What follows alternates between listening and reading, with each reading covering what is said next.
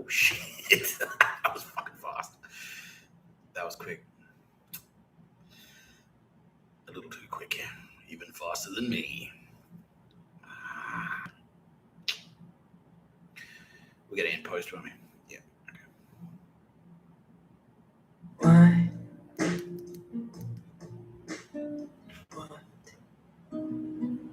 What? Why? What? It's the only thing I don't like about this phone.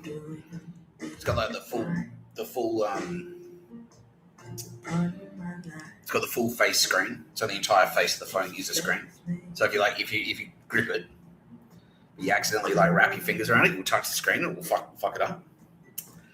It's like you know, bit of like a really cool part of the YouTube video or whatever. It's like tighten your grip a little bit, and suddenly it's like boom, fuck. Anyway, it's like Seinfeld observational comedy. I get dark on that side. Yeah, it's just a bit overcast out there. Yesterday when I was shooting, I had like really bright sunlight coming in that window, and now it's just a bit dark.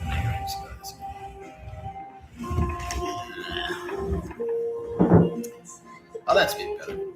Yeah, that's better. There we go. That's better. Isn't that better? Isn't that nice? Nice. You're watching No Pictures of a Murder podcast by Mr. Tapscott. I'm Mr. Tapscott. The podcast that they tried to murder 9 times. About 9 times. Fucking dogs. Dog scum. Straight off the bat. AFP, SAS. How you feeling today? Yeah. Yeah, better. Yeah, better. You just needed to lie down. It's like, yeah, pretty much, man. Pretty much. Yeah, it's just all of those things at once. It's because it's like, because it's not just the yelly. It's the, you know what I mean? And so it's like, so I'm not just like hungover, but it's like, And in peacetime, doing something like that is like, it's so counterintuitive because it's the worst thing you can do. But then like wartime, it's like, yeah, that's the sickest, but it's like, you have to go through that. So it's like, it's not just the emotion. It's not just an emotional crash. It's like a physical crash as well. Because I have to spike, like, you know, like, yeah. And then really get in people's faces. Yeah. And then there's like, you know, cop cars driving past and shit like that. It's fucking stressful as all hell. Yeah. So, yeah. So yeah, it's not just the like the physical, yeah, it's not just the emotional crash. It's like the physical crash of like, they have to like, you know, let my metabolism return to normal after spiking it with like, you know, energy drinks. Yeah. Yeah. So yeah, there's all these like fucking hormones and chemicals and shit. Because if you do that, if you do the thing, you know, you get on the hard Waterfords. What it does is it's like, because it's a depressant, and then to counter that, so your body goes like, oh shit, like better perk him up. That's why the aggro came in. That's why people get aggro on the booze, because what happens is, well, not booze, on the hard Waterfords. Because what happens is like you're slamming it down, you're really pounding, like you're depressing yourself. You pump, like it's a depressant, so you go, and then your body goes like, well, fuck, better balance him out. It goes, and starts spiking you with like, fucking stress hormones, and yeah, all these like endorphins designed to like wake you up. And so it's a very confusing time for your body. Yeah. And then if you sort of unleash the beast as well, like, fuck you, like, then that spikes it even more. And so like then your body has to go through a period where it's like the depressant wears off, but then the upper is still, the depressant wears off, but the upper is still there. So that's why it disturbs your sleep as well. That's got a lot to do with it. And so I have to go through a period where it's like, like I kind of like, I have like odd sleeping hours, like I want to go to sleep at midday. And then like, if I have like a couple, like I had Wheat Bix for breakfast with sugar on it, and I just went like, I fucking passed out. I slept so heavily. Yeah, heavily asleep. very heavily asleep for like 2 hours, from like 7:30 till 9:30. So yeah, and then like that's when all the emotion. That's when I'll get emotional as well. When I'm like, oh fuck yeah, come on, the broke one, my plate, Bill Burr. Yeah, tired and emotional, exactly. Yeah, yeah, because that's what it is. It's the depressant. It's me. It's the depressant's kicking in, and then the anxiety spike to like counteract that. So it's like I'm depressed and also anxious. It's like, anxiety and depression, exactly. To quote Nick Tapscott when he had to pretend to go to hospital and wait in an emergency room for 12 hours and like nodding off and yeah, like that. Yeah, and then they're like, well, you'll be happy to know. Took care of those fucking suckers. Yeah, well, suck shit. Suck shit to them. Yeah. No pictures of a bird. Where they went.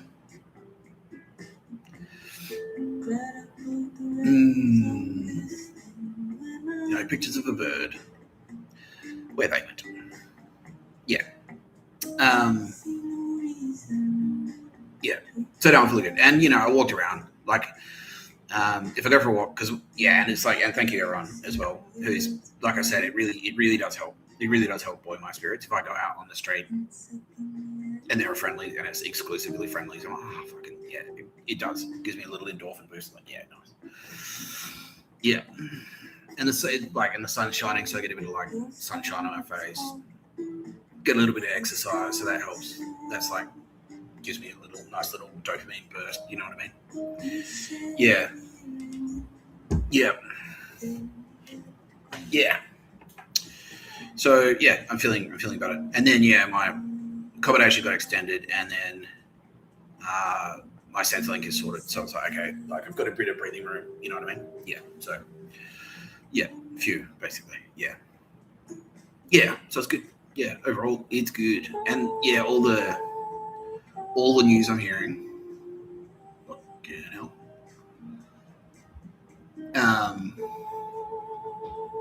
Yeah, all the news I'm hearing about everything. Maybe this one's gonna have to come out. Is great. Like, yeah, it's all good news.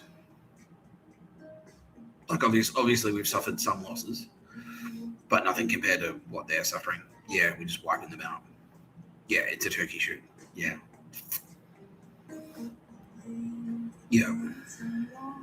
Yeah. Whew. Yeah. Joining me, as always, in the booth, my executive producer, Sylvia Jeffries. How are you, SJ? She's like, I'm good, thank you, Mr. Tapscott.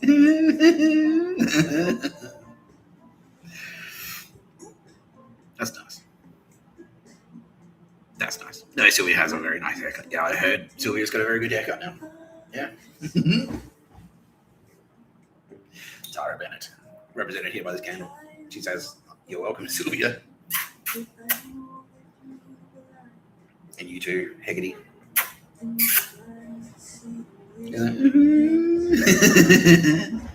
Working her magic tricks out there. Tara Bennett doing her thing. Thanks, Tara. She's good. The standover team at Kitty Callahan, Tara and Auto, starting to get nervous.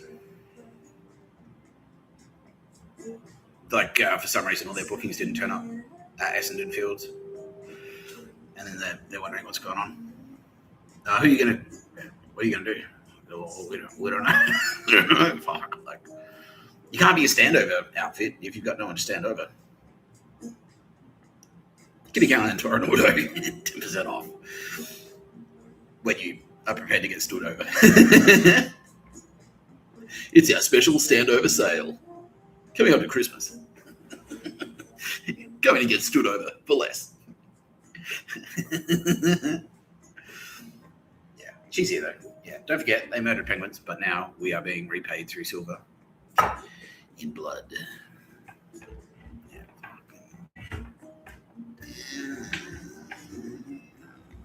Bill Burr's here. And he's I'm stretching it out because it's like he's gonna call me gay. But he's like, he's scared because he knows it's coming, but he doesn't know when it's coming. He doesn't know specifically when it's coming, but he knows that he's coming. Mm-hmm. Not you, Wilbur. Not you. Yeah. I've got a bottle of water. It's not Waterford's though, but whatever. So it's hot out there,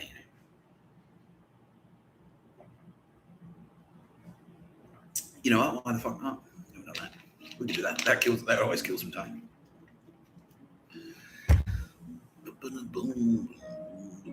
Yeah, we've got a huge episode lined up. It's going to be a classic. Classic.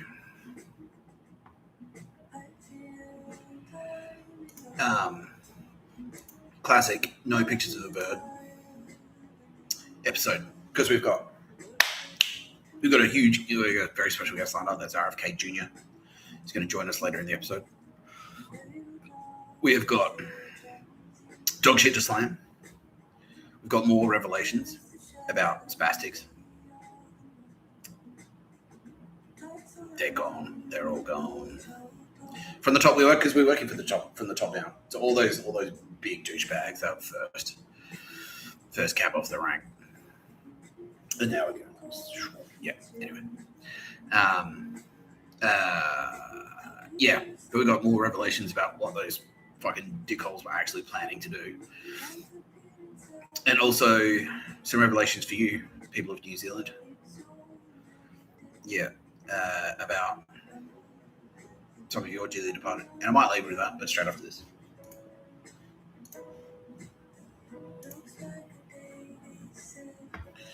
Show the ferry to the end, get it let alone. Choose the plan that suits you. Yeah, look, we've spoken at length about Like a Mobile. Because what's happened? Like, all these jumps on a Telstra, they're just like not working. They got it, basically. They just got a notice that says like, get rid of this dog shit, pretty much. Anyway, Like a Mobile. Use the link in the description and check this shit out because you can get 20 gig for $8. If you want to shoot, that's enough. 150 gig for $20. That's enough for me to shoot no pictures of a bird easily. Yeah. What else? Yeah, look, I mean, 50%, 60% off. Yeah. $10 for 35 gig. That's fucking heaps. That is heaps of data. $8. Buy your hands out, all right. This one cost me $100. It does everything I needed to do, and then it's $8 a month for 20 gig.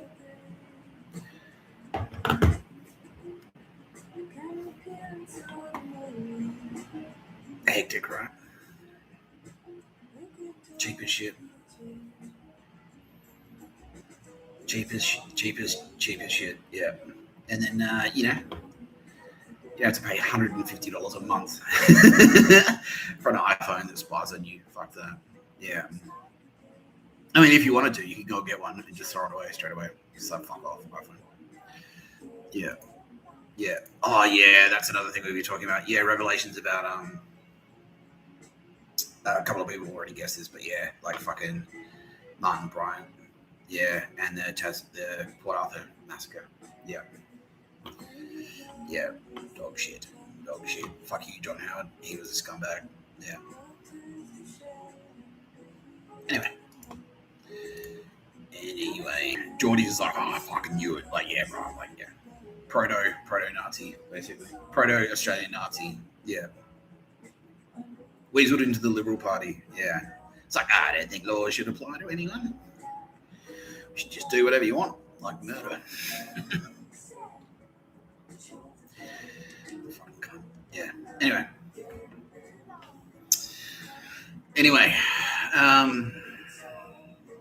Bilbo's like, I'm glad to hear you doing well. Yeah, thanks, man. I appreciate that. How you doing? He's like, yeah, he's winding down a little bit. Yeah, you started to feel a bit taxed as well, right? It's taxing. It is. It's hard. Yeah. It's hard emotionally. It is. Yeah. Yeah. It is. It's taxing. It's like, yeah. And it's not like they're faceless strangers either. Like, because if you're working to, like, it's people that like, oh, that guy.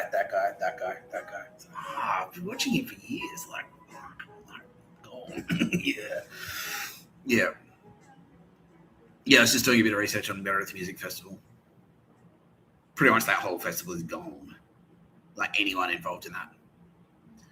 The township of Meredith has almost been like just annihilated. Yeah. They just went door to door, apparently. It's like, all right. Couple of high-wire strikes in there. Yeah. They're like, why is there a drone flying over our house? And then bang, here comes the SAS. Yeah. But I was just Googling around and they're so stupid. I've said this before, but they put their entire network on LinkedIn. They put the whole thing on LinkedIn. So, thanks. Thanks. That's easy. Yeah. But yeah, it's fucking disgusting. Yeah. Unbelievable. Now the military, the Australian military is like, they just rolled in and pretty much wiped it out. Pretty much anyone connected to it's like, no, we're not taking any chances. Yeah, a couple of high-wire strikes on some sheds that they suspected had explosives in them, and it's like, that's all we need. We're just like, do we suspect that there are explosives in there? Or motorbikes that could be like turned into fucking IEDs. Kaboom! Yeah, it draws them out. So your HIMARS strike their sheds, all their cars and their motorbikes get blown up at once. The losers get drawn out, and then, just like I was saying. Yeah, exactly like I was saying. Like flying past in helicopters, like, boom, boom,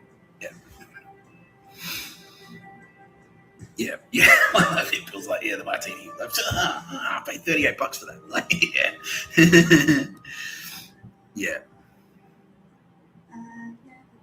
yeah, coming soon, they say. Yeah. Melbourne, strap in. Because you picked a fight with the wrong team. You did. You have grossly underestimated what the Anzacs would do if you started murdering people. It just takes one murder, just one high-profile murder, just one. That's it. That's an act of war. You picked a fight with us, and we'll fight you. And if we fight you, we fight like Anzacs. We fight to the death. Like, that's it. And we win. We always win.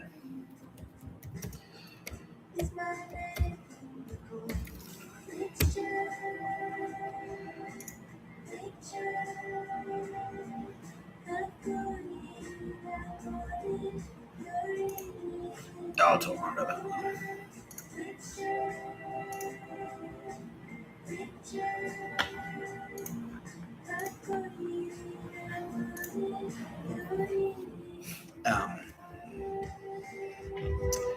So this one, this is the murder that fucking piqued New Zealand's interest, because John Clark was beloved in both Australia and New Zealand. He's a Kiwi, but he's in Australia. And obviously New Zealand, like, they don't have a huge population, but they're smart. They've always been extremely smart. So they always keep an eye on all of their citizens around the world. And especially, like, it's hard not to keep an eye on him, because he was a brilliant comedian, brilliant satirist. So they always kept one eye on him. And then when he died, after living in Melbourne, the New Zealand Federal Police were like, oh yeah, heart attack in the Grampians, huh? And it was in 2017, after all the murders of 2016, after all the celebrity deaths. Prince and Carrie Fisher and, all those 2016 deaths, and then John Clark is in 2017. Yeah. What happened? Did, like, Asia or something, did Mike Burgess say, like, all right, green light, just start killing? Yeah, pretty much. Fucking cocksucker. Anyway. Worldwide now they're saying, an order came from the United States, from Obama, pretty much.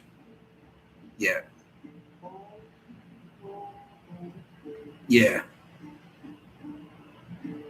And was it because they lost the White House? It was partially because of that, but they were going to do it anyway. And they're like, well, just because the president's changed doesn't mean you can't, because it was all the public service that was stacked with Obama goons. All the CIA fucking stacked with, not FBI, by the way. CIA was stacked with Obama goons. The FBI were 2 steps ahead because they were like, nah, because they were backed by Mossad, and they kind of knew what Obama was like. And so the FBI did the opposite. They started like, because they've been fighting like the mafia, like Cosa Nostra, for nearly 100 years. And so they did the opposite. They battened down the hatches. They're like, nah, and they purged their ranks straight away. Yeah, because it was like, nah, we can see where this is going. But yeah, John Clark. So he died. New Zealand Federal Police looked into it. And yeah, the working with the Australian Federal Police. And the Australian Federal Police were all over it straight away. They just couldn't play. They just couldn't show their hand. Yeah, because they knew he was in. I made John coffee. He used to come into my cafe. So he was in like Undrungata infested Melbourne as well. And they're like, well, okay, yeah, he's in Fitzroy.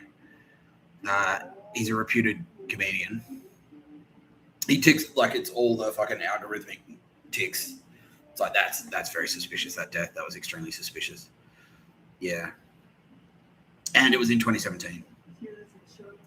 Which is the Meredith that I turned up to that I got Zeiss's Ungat. Yeah. Yeah. But anyway, yeah. So John sadly passed away, and so this is like the John Canadians. This is like the Kiwi John Dunsworth, pretty much. And so he was murdered, and the Kiwis went, okay, well, it's war then. Fuck you. Yeah, pretty much.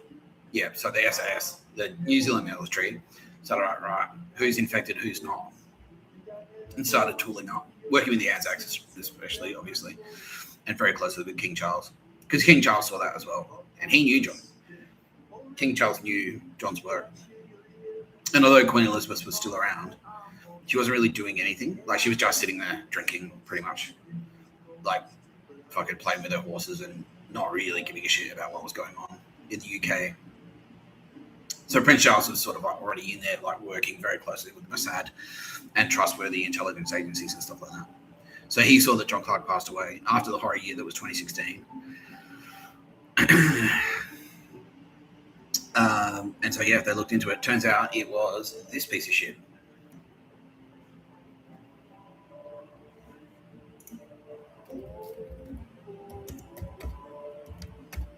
Who, needless to say,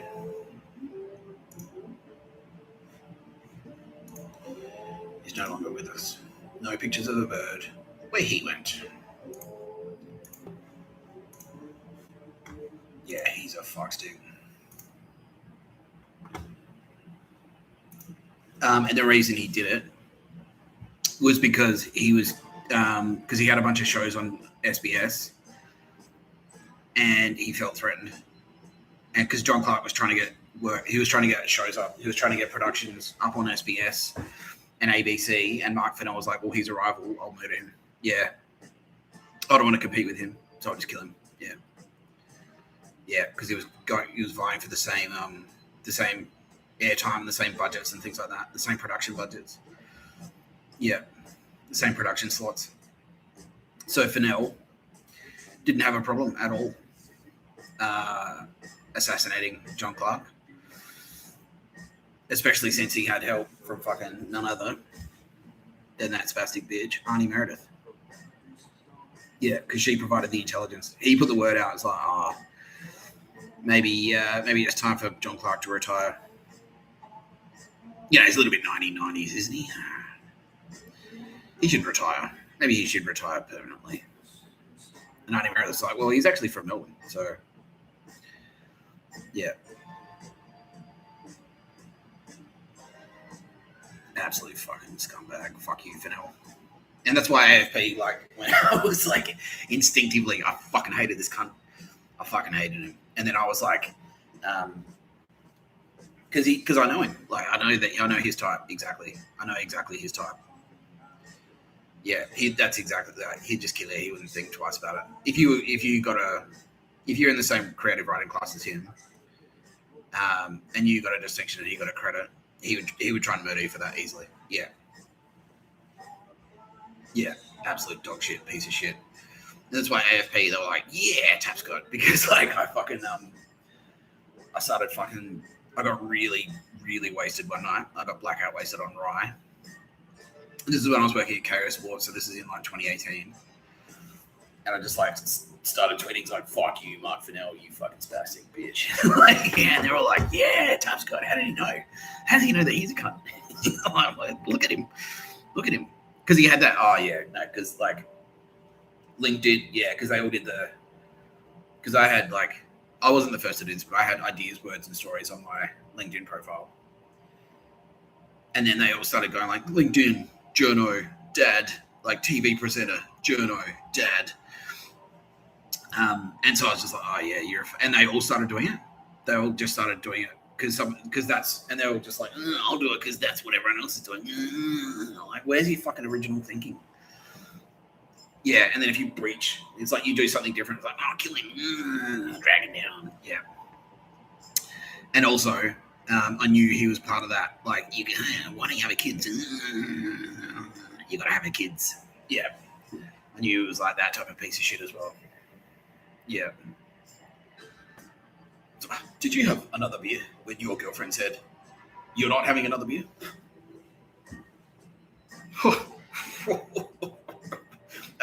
Fuck wit. I'm better than you at writing, so take your fucking take your self-righteousness and cram it up your fucking ass, cunt. Because like, that was why I was in a punk band, because of dog shit like that. I'm like, fuck you. Yeah. Your girlfriend gave you an order and you ignored the order. You don't even have a kids. It's like, can you write? LinkedIn journo faggot. Snap. Oh, fucking cocksucker. Anyway, because I instinctively knew. I was like, he's a piece of shit. Like, that fucking cunt. Yeah, Geordie's like, yes. Yeah, that fucking cunt. Yeah, and he knows exactly. He's like, cunts from the NOS. Those SBS, like Sydney Theatre Company pieces of shit. Yeah, and that's why, bro. That's why. Yeah, and that was him.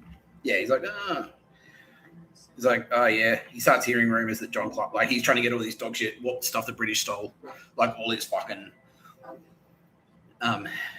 should stuff or SS, like fucking Waffen SS propaganda live.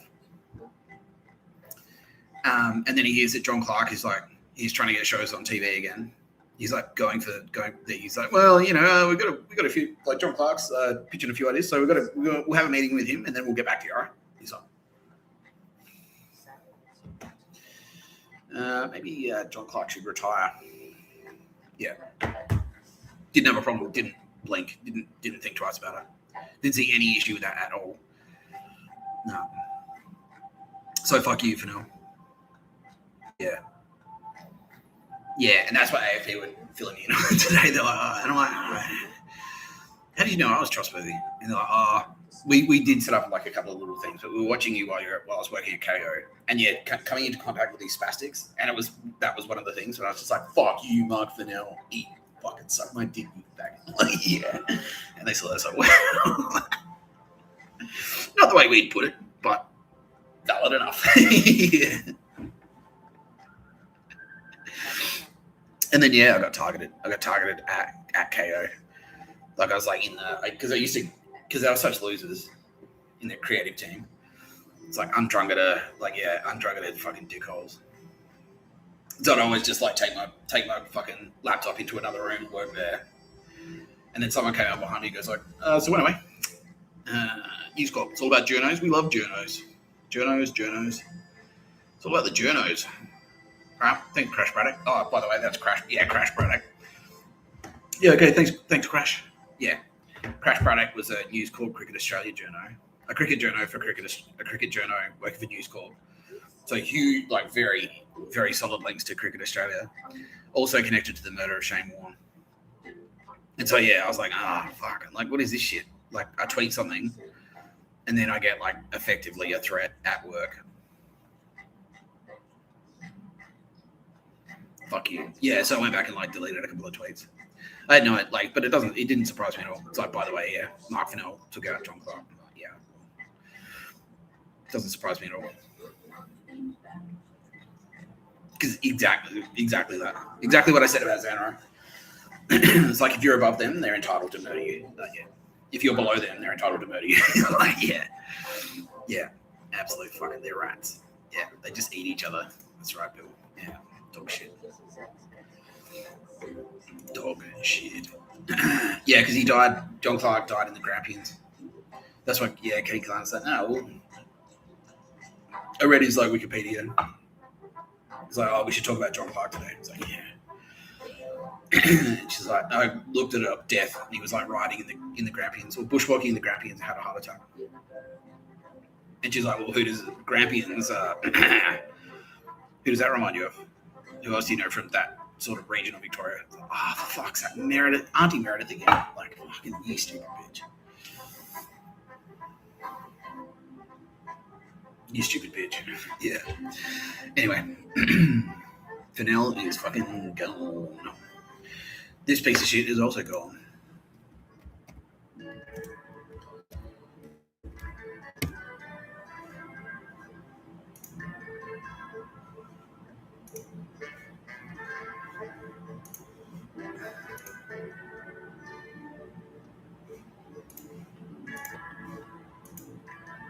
Yeah. Yakuza. Connected to the murder of Luke Callahan. Yeah. Lyman Liaw from Adelaide. My friend from Adelaide figured that out. Yeah. Like he figured it out. He's like he didn't break the news or anything, but yeah, he's like, well, if this cunt was across it and this cunt was across it, then that cunt was almost definitely across it. Yeah. He's like, yeah, because Yakuza. Yeah, exactly. Yeah, I think they were planning to sort of like prop him up when the takeover like was complete. He would be like a local fucking local political commissar or comptroller or whatever. Yeah, local fucking lieutenant or some dog shit. Yeah. Commandant of a death camp or something. Yeah, the Inner West. Yeah. What a horror show. No pictures of a bird. Where he went. No pictures. No birds. Just a very angry Nicole Hegarty. With a very sharp sword. Very, very sharp. Yeah.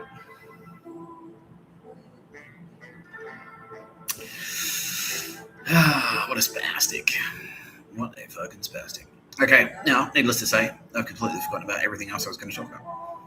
No, that's it. Come on, Nick, you can do better than that. Surely you can just pull something out of your ass. That's your whole thing, brah.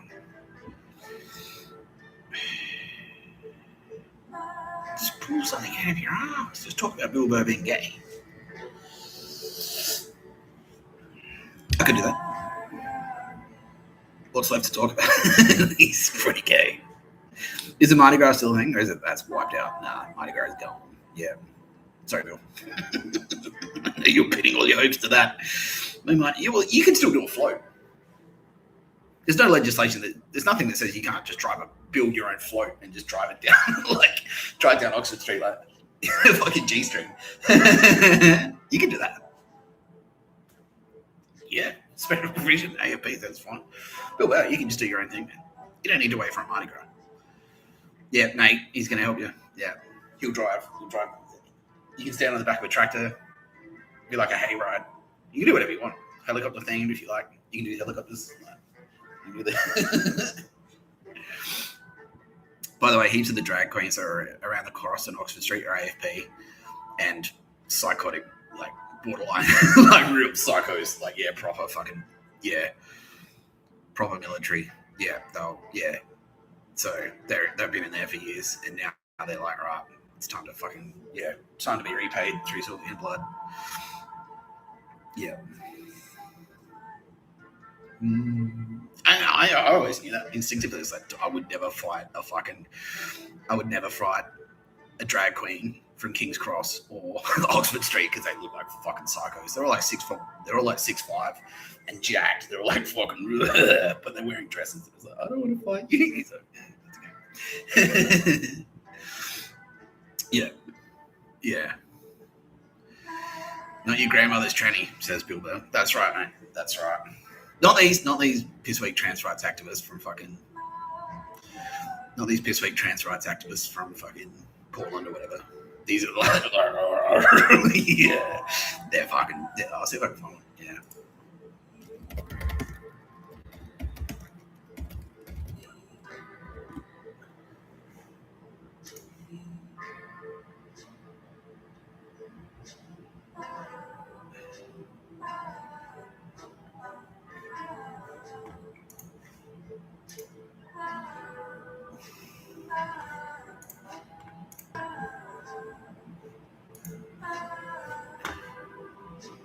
Yeah.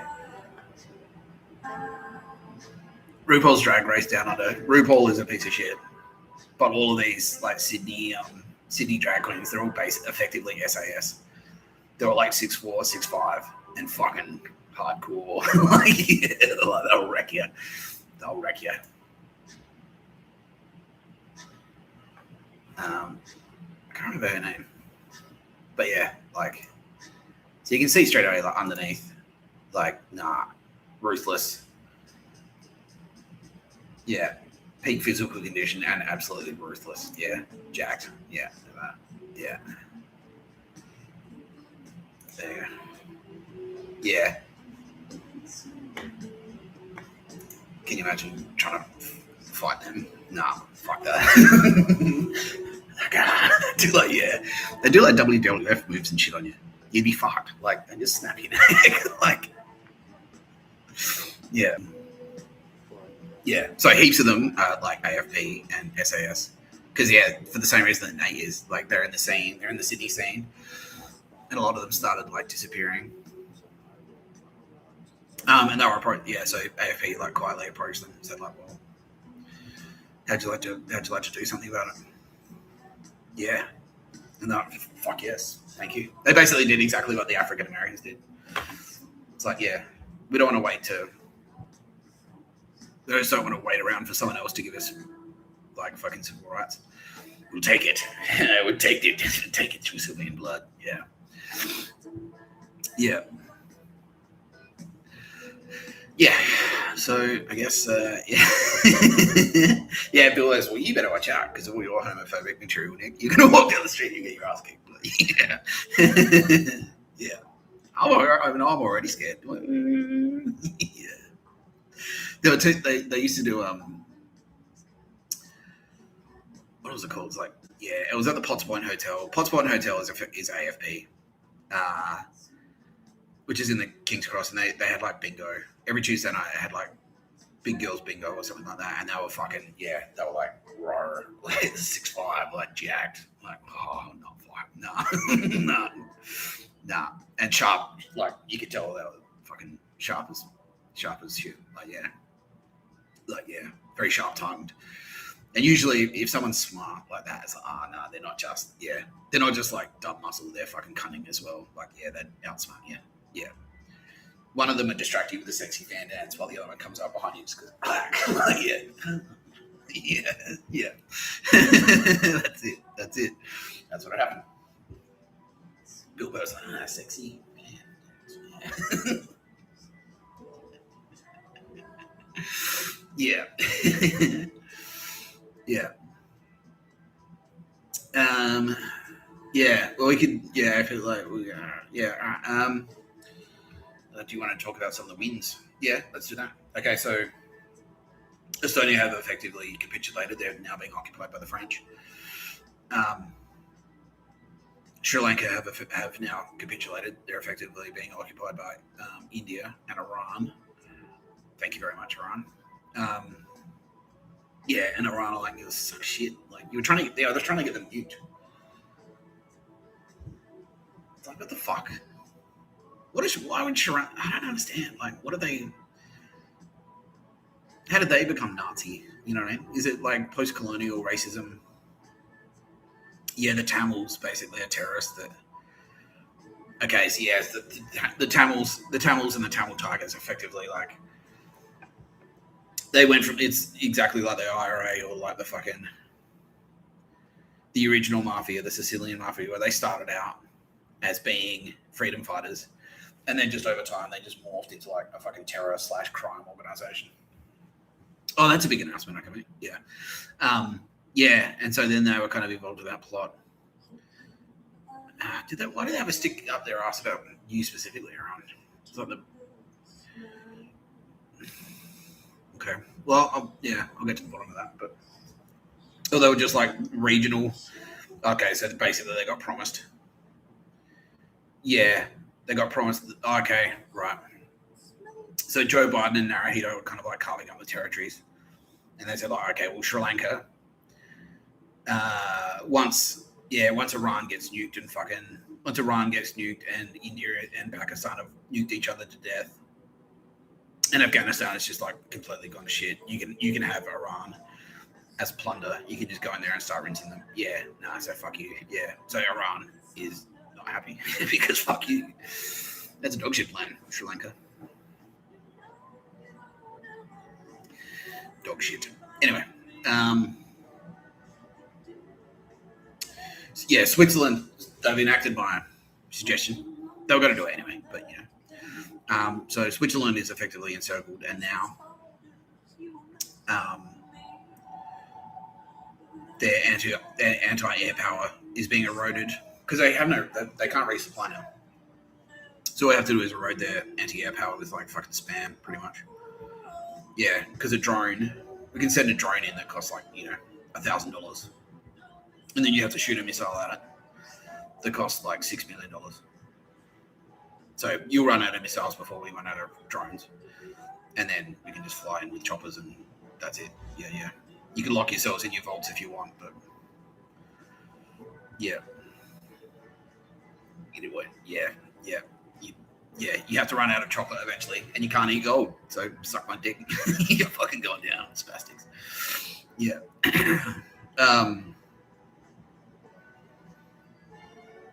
Yeah, same with Aspen. So Colorado is effectively encircled now. Yeah, so you can't get in or out by a road for that reason, because they were trying to use it as a mountain stronghold, and now they realize they're fucking stuck up there, so suck shit. Yeah. Hegseth is now saying, Secretary Hegseth, excuse me, sir. Secretary Hegseth is now saying, he gets going. So yeah, like because they blockaded it, because they're we call them with their pants down, so they didn't have time.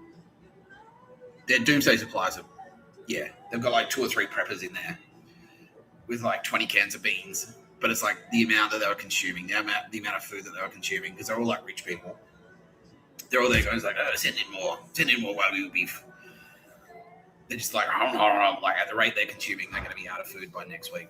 All right, something just popped. Yeah, you'll be out of food by next week, and then we'll see how you're going to get in. You can't fly in, you just shoot anything down. Yeah. Idiots.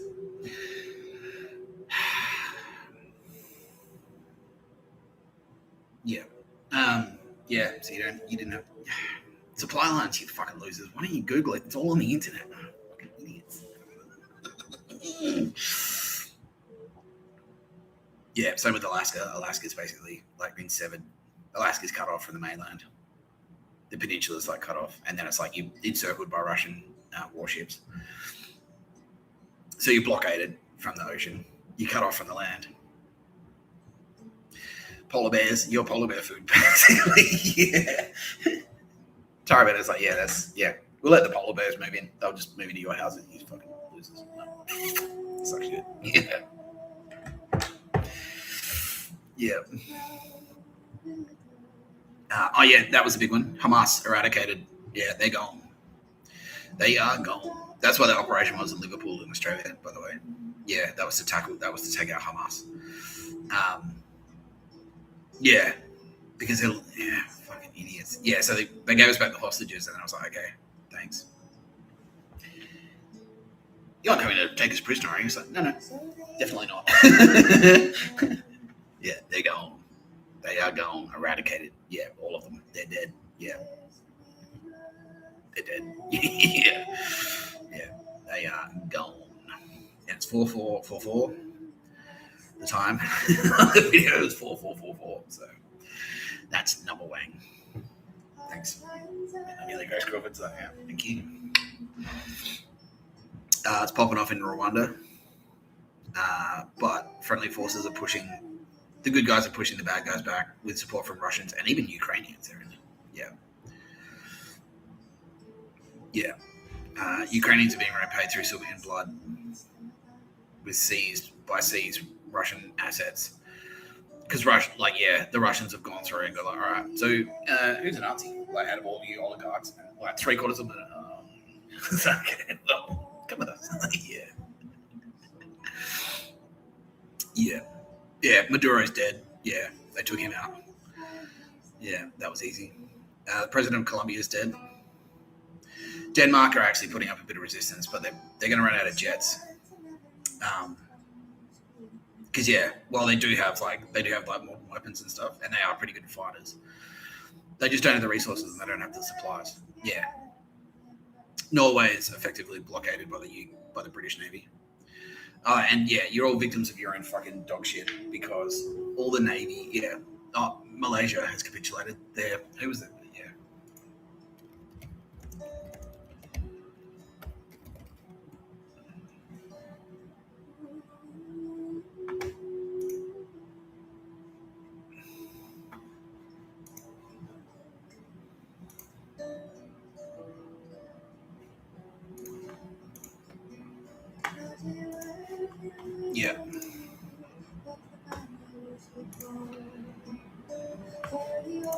Yeah, they took that spasmoid out. Now, victims of their own dog shit because they tried to fight back with like all the garbage weapons, all the dog shit garbage weapons that like Raytheon and fucking all those dog shit weapons manufacturers were like literal combat vessels and stuff like that, like these.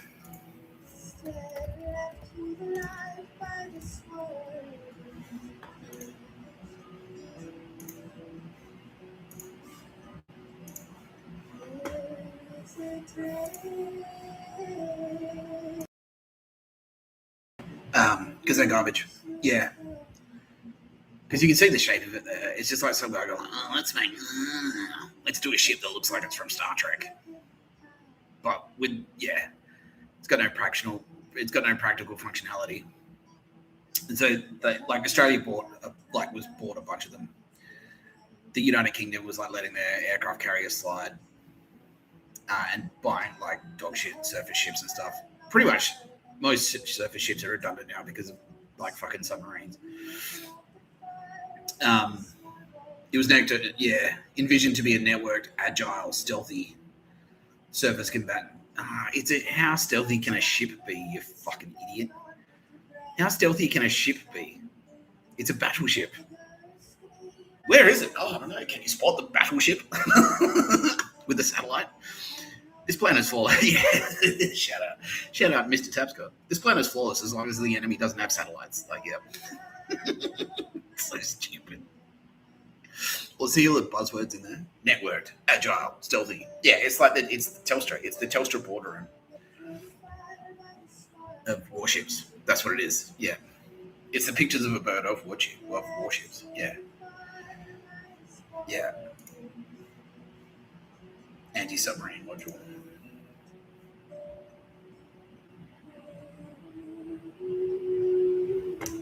See the buzzwords there. The anti-submarine module had its focus changed from stationary to in-stride systems while the ship is moving that are useful in the open ocean as well as in the coastal areas. One of the items to be added is a torpedo detection capability. Yeah, Thales, fuck you. Yeah. There's a torpedo coming. Cool. What do you want to do about it? Well, there's nothing much we can do. Oh, great. Thanks. Like, yeah.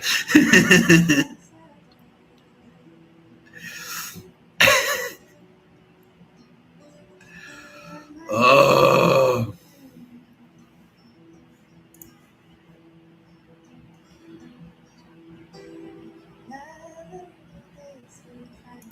Yeah, operational issues. A 2012 report by Rear Admiral Samuel Perez has found that the ships lacked the manpower and firepower to complete the missions required by regional combatant commanders. ill-suited for combat operations against anything but small, fast boats, not armed with anti-ship missiles. Yeah. So if you're fighting fishermen, cool. Maybe they wanted to send them into the fucking Philippines.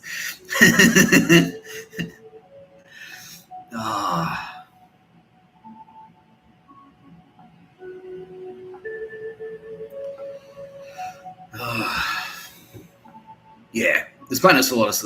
This planet's flawless as long as this navy doesn't have anti-ship missiles. Like, what the fuck?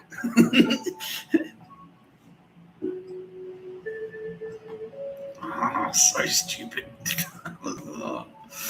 Anyway, yeah, those navies there, they're all victims of their own hubris because they're like, oh, we got warships. Like, nah, you don't. You don't really. We've got subs. That's it. That's all you need. That's what with anti-ship missiles, because you fucking yeah. We've got nuclear subs. We've got helicopters with like sea-skilled missiles. Yeah. Even King Charles is saying even our old exocets would work against that easy. We had those in the 80s.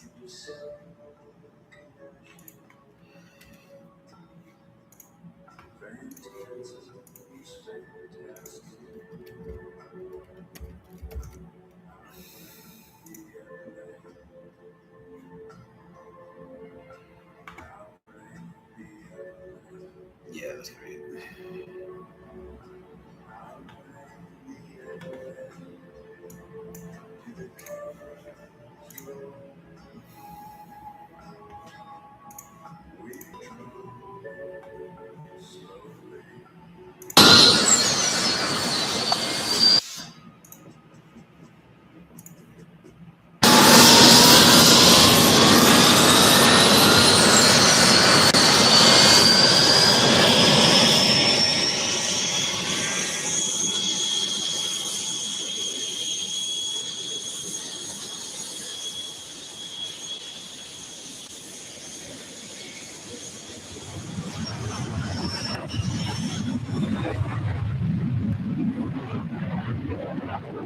They took off from airfields in southern Argentina, equipped with Exocet missiles, and went in search of revenge.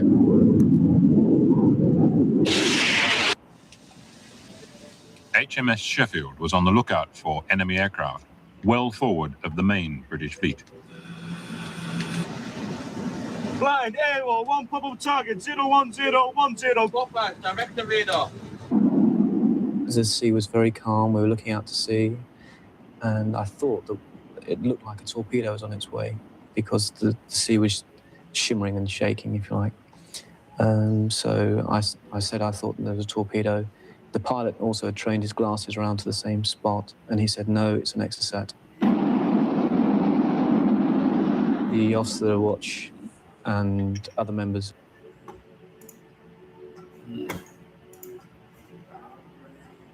of the bridge crew started to take cover.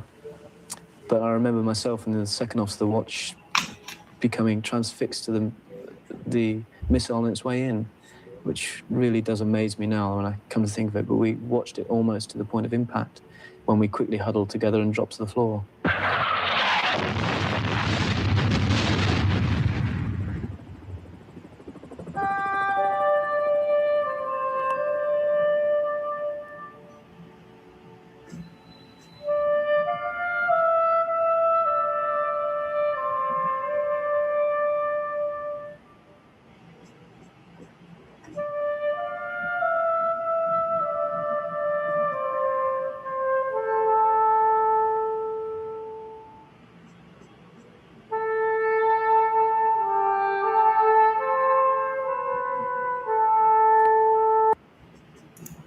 Yeah. Even those drones that I was showing the other day on the episode where I talked about me being in Z-Force. Bilbo. Pretty cool. Hey, Bill. Z-Force. Z. Yeah. Is that like Z-Force? Yeah.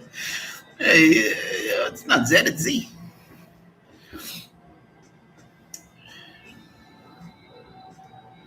Kitty. not taking Z4 seriously.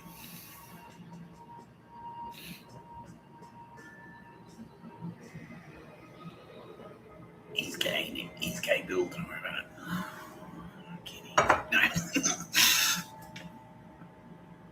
Now I've lost my fucking kitty. You made me lose my train of thought. What was I talking about? I was talking about Z4 the other day. Fuck. Oh, hopefully it'll come back to me. Old rambling. Old Rambo. Yeah, that's me. Yeah. Damn.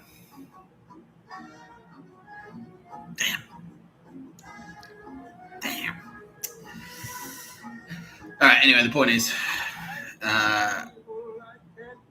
yeah, you fucking losers with your dog shit Navy that you got sucked into by fails and fucking yeah, they're all just gimmicky.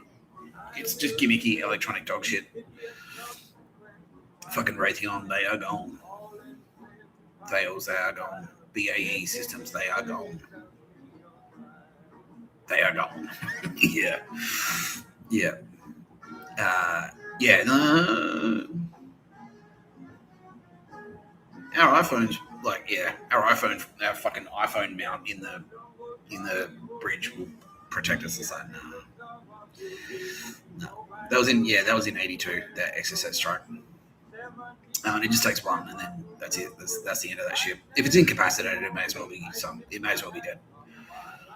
If it can't move, it's dead. Like, yeah, because if you can't resupply it, it's going to run out of water. It'll run out of fresh water eventually. If it can't move, it can't defend itself. So you may as well scuttle it. Like, it's fucked.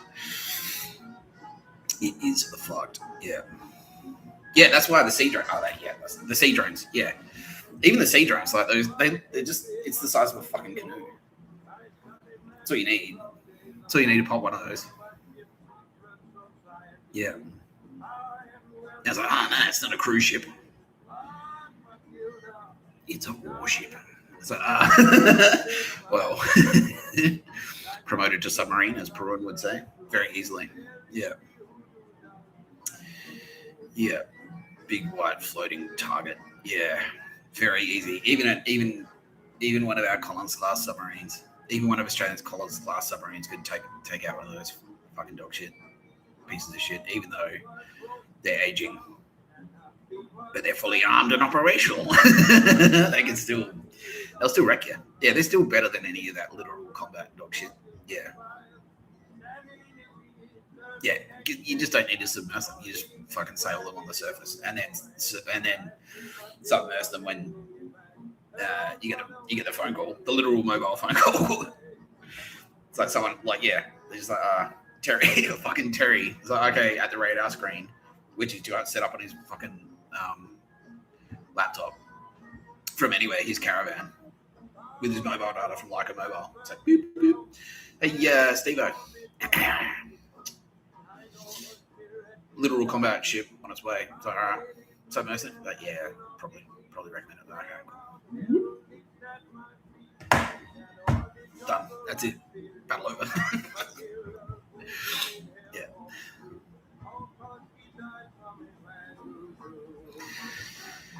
Thanks for playing, you fucking chumps.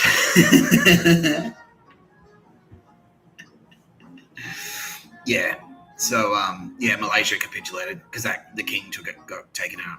Yeah. Special forces. Yeah, Thai and Cambo special forces just swooped in because Malaysia and Thailand and Cambodia have had border. They've been fighting each other for like thousands of years, basically.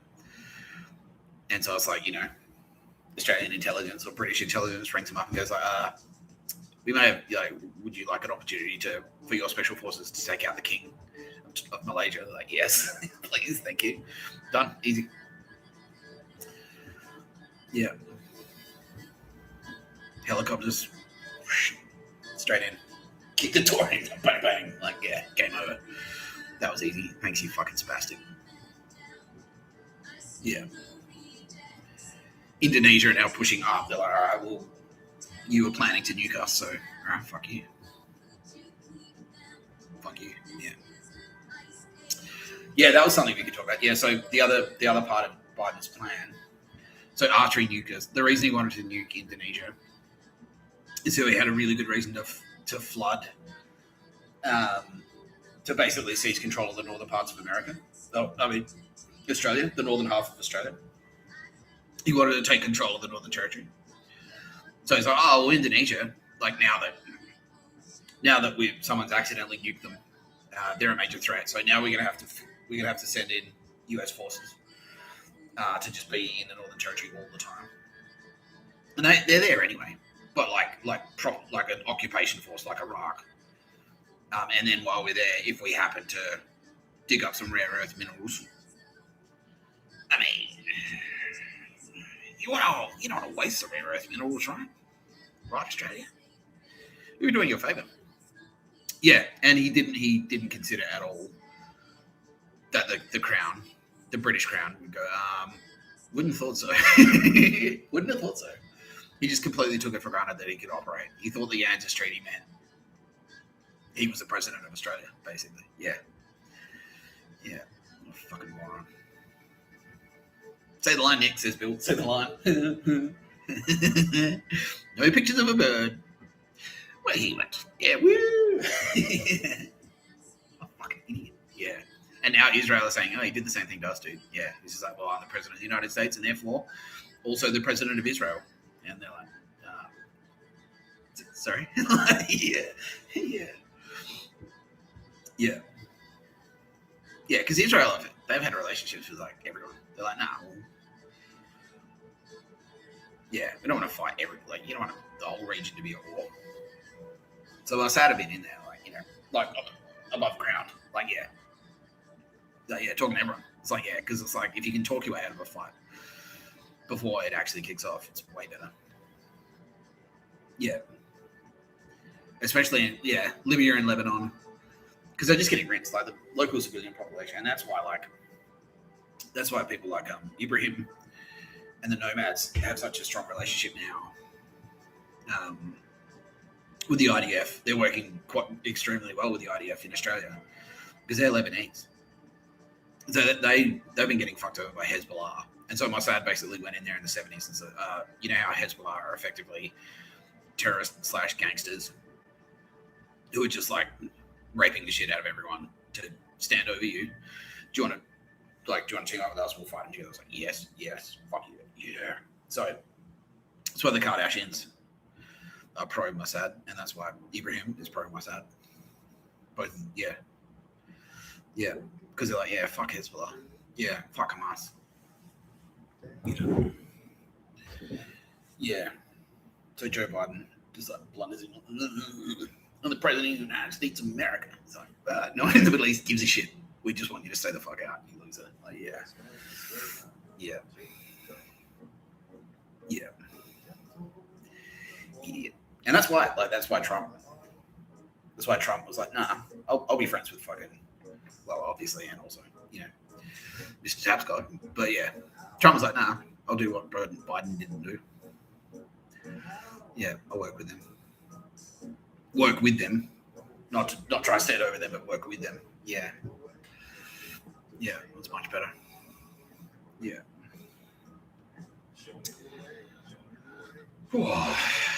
Yeah, Tara Bennett.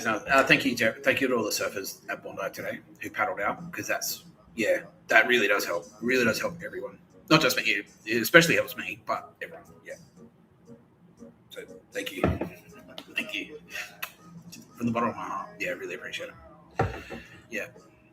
And so does everyone else. Because that's what we need to see. Like, the visibility of it. Yeah, and everyone that's going to the pub. Everyone that went to the Shakespeare Hotel. Everyone that's been going to the Shakespeare Hotel and the fucking Foresters and just like, nah, I'm having a beer. I'm having a beer in public and fuck you. Yeah. It really is extremely helpful. Because, yeah, it's the propaganda. Like, it's the same way. They were trying to do the propaganda that they were using on us was like sending around the fucking desserts on Japanese death squads, like the kids and the families and the it's our version of the cough, or the baby cough and the Nazi cough. It's like the beer in public. Yeah, it's like it says straight up like fuck you. Yeah. Yeah. So thank you so much to everyone that's done that. Yeah. Cool. That's hard hitting enough, right? Yeah. SJ's like, do you have any magic tricks? I was like, not really. Not to no. sorry, it's weird. Because now that it's popped off, it's sort of like now it's back to like combat Tapscott, you know what I mean? And that's fine. I like it, but yeah, it's more hard hitting. Like, yeah. But we'll do a nice one. Maybe we'll do because Tara Bennett. I haven't we can go. You can always go. No, in that way. I can. Yeah. You can always go deeper on Tara Bennett. Yeah, she's like, say it. You can go deeper on me. Yeah, because there's heaps that she's done that I haven't spoken about yet. So we're kind of been keeping that one up her sleeve because she's Nadia Delhi. You think Nadia Delhi is impressive?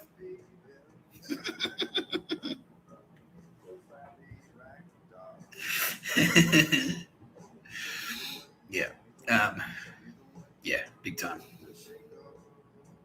time. Jet skis. That's Tara Bennett did jet skis. That's right. It's like, it's like, that's nothing. You know, like pine cones. That was her too. Oh, that's what we're gonna do today. Should we talk about that today? Yeah, everyone's like, yes, please. All right. I'm gonna a little bit packaged. So before I do that.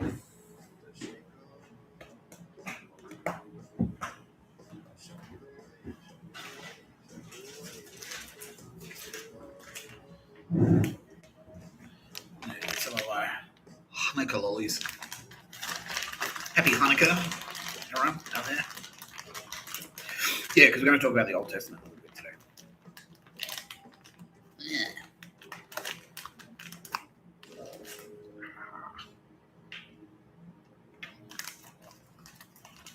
Might put the kettle on too.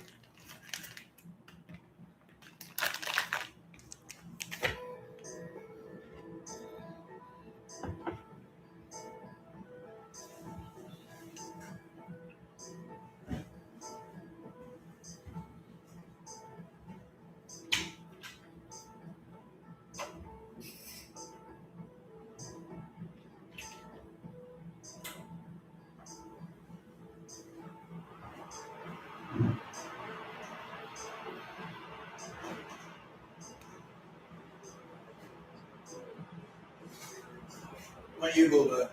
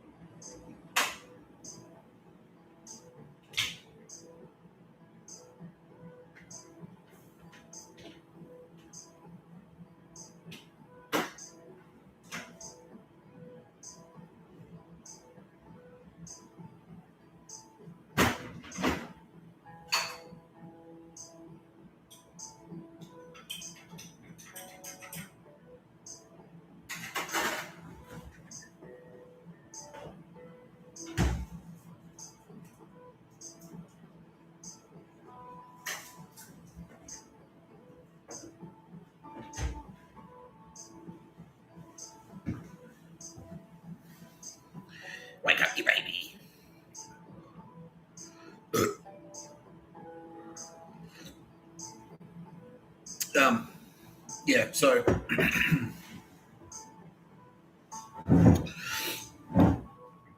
going to talk about the Old Testament. So I've already kind of like touched on that a little bit with Tom and Jules, because the Old Testament is sort of like the story of me when I was in jail. And I've done this to my Space Coast is like, well, you fucking hated jail, so how about this? We'll make you a legend. We'll make you a storybook. And get some bunch of dudes to put things on their head. All right, cool. That's fine.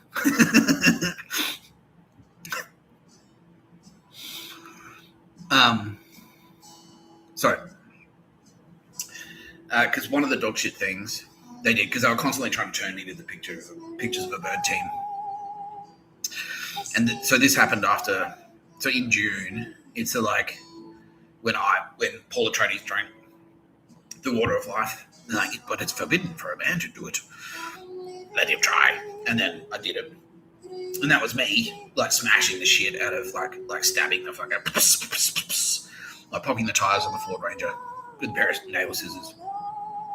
And then smashing the ball out into witches. Come on, fuck you, yeah. That was me drinking the water of life. And then I passed out. And this is, Paul Atreides passes out. He's, like, unconscious. And then Chani comes in, and she goes, like, oh, Desert Spring Tears will wake him up. And she goes, like, does the, like, cries, and then he goes, ugh, and she's like, ah, slaps him. Anyway, that's the story of the origin of Chanukah with the candle. Yeah.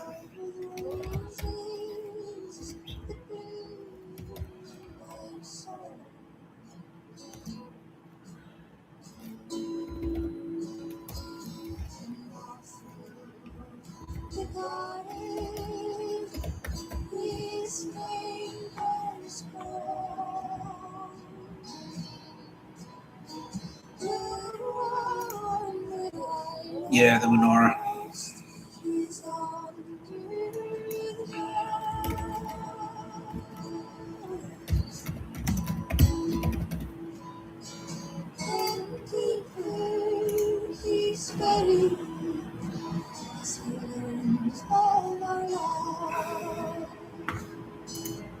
Yeah, so this is the story of that.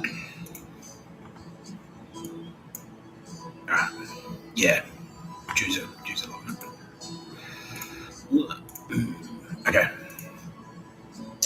So, menorah candles symbolized divine light, wisdom, and God's presence.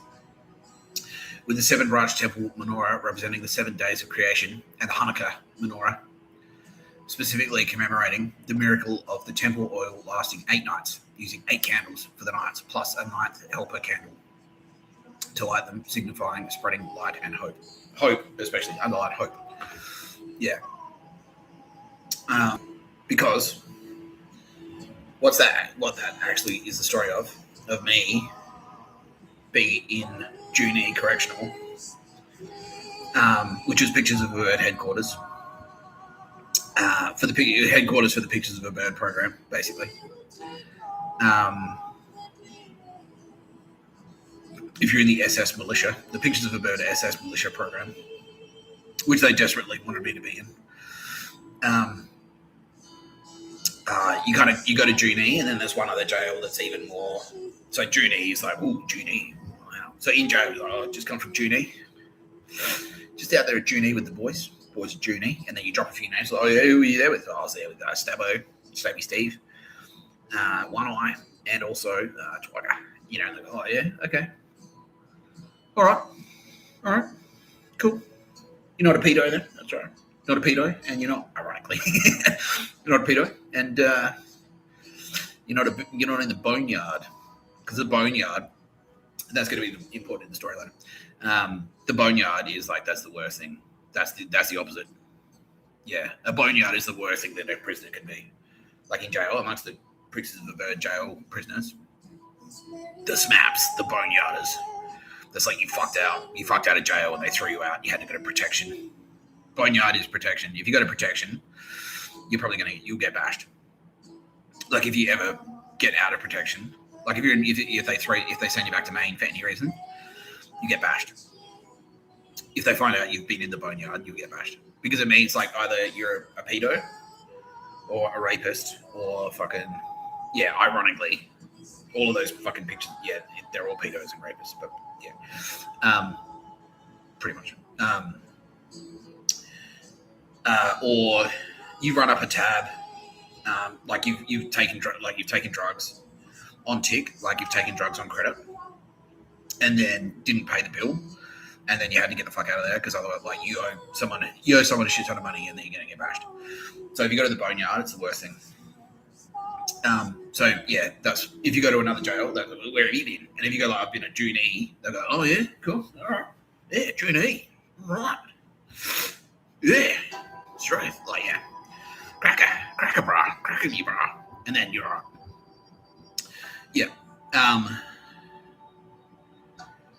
Yeah, and so it was kind of like the pictures of a bird, fucking SS militia HQ. So when I fucking drank the water of life, and I smashed the shit out of those cars, and threw the brick through the window of the, yeah, that's why, because it was like a front for fucking pedos, basically. The Thai massage parlor. So, yeah, fuck you. And then click. That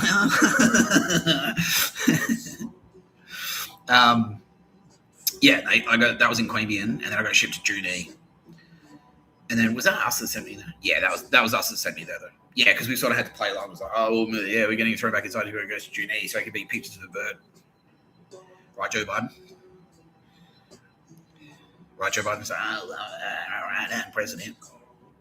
Although, I don't know. Was he still president, or was he just about to lose? Yeah, Joe Biden was no longer president, but we still had to trick all the pictures of a bird spastics. We still had to trick fucking CIA rhymes with gay, NSA rhymes with gay, Raytheon. Yeah, because I think maybe he won. I don't think President Trump was even sworn in. Like, I think he was president-elect, but he wasn't sworn in. Yeah. So Joe Biden was technically still the president. Yeah, he was. Yeah, Joe Biden was still the president, and so he still had all the apparatus. Like, he was still the boss of the military, still the boss of all the intelligence agencies, and still the boss. Yeah. Still Joe Biden, still a fuck stick. Like, still very dangerous, like very capable of doing retarded things easily. So we still had to trick him before Trump came in and took power and then started like fucking cleaning it out. So I got shipped to June E.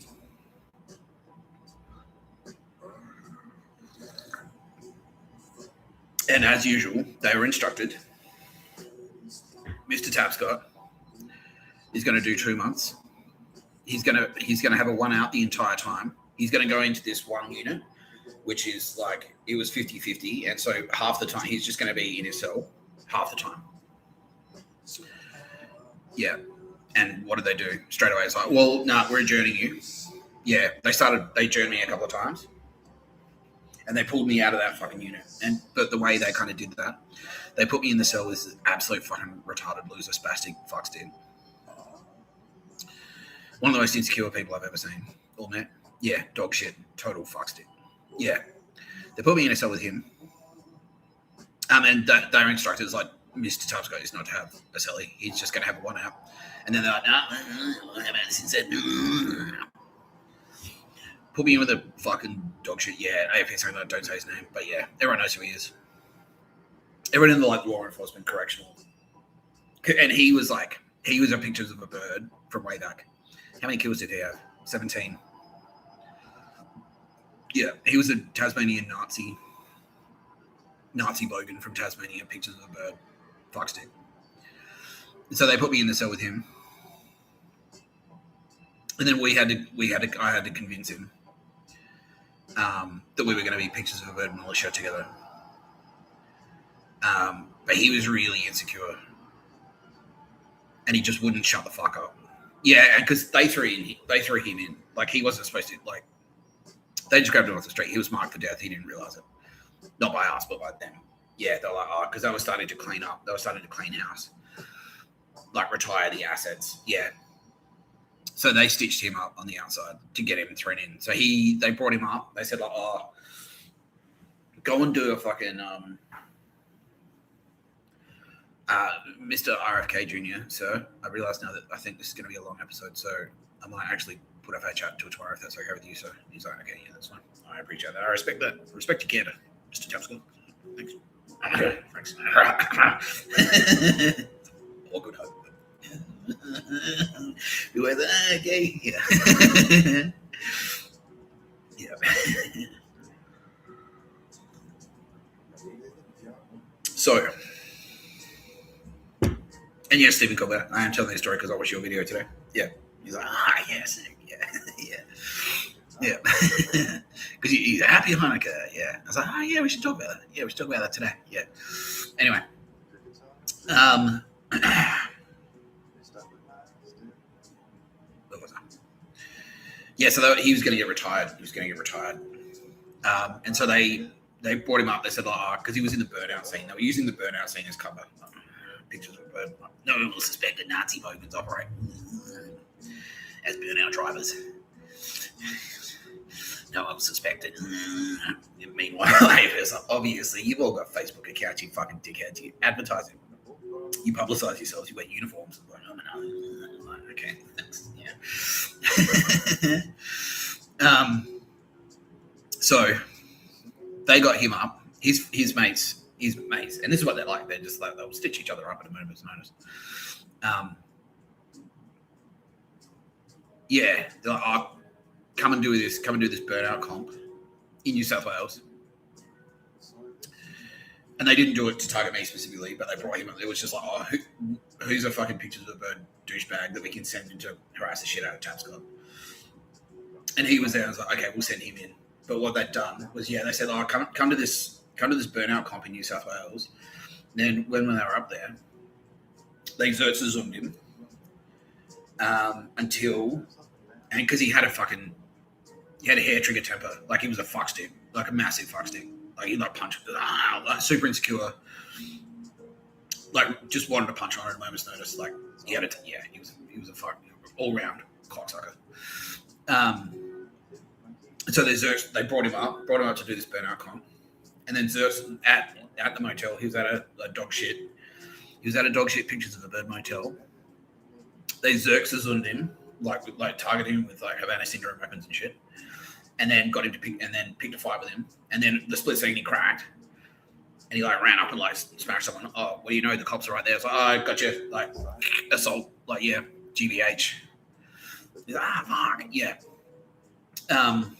So then that's why I was in there. And they'd stitched him up. Basically, because they were going to retire. They were going to retire the asset.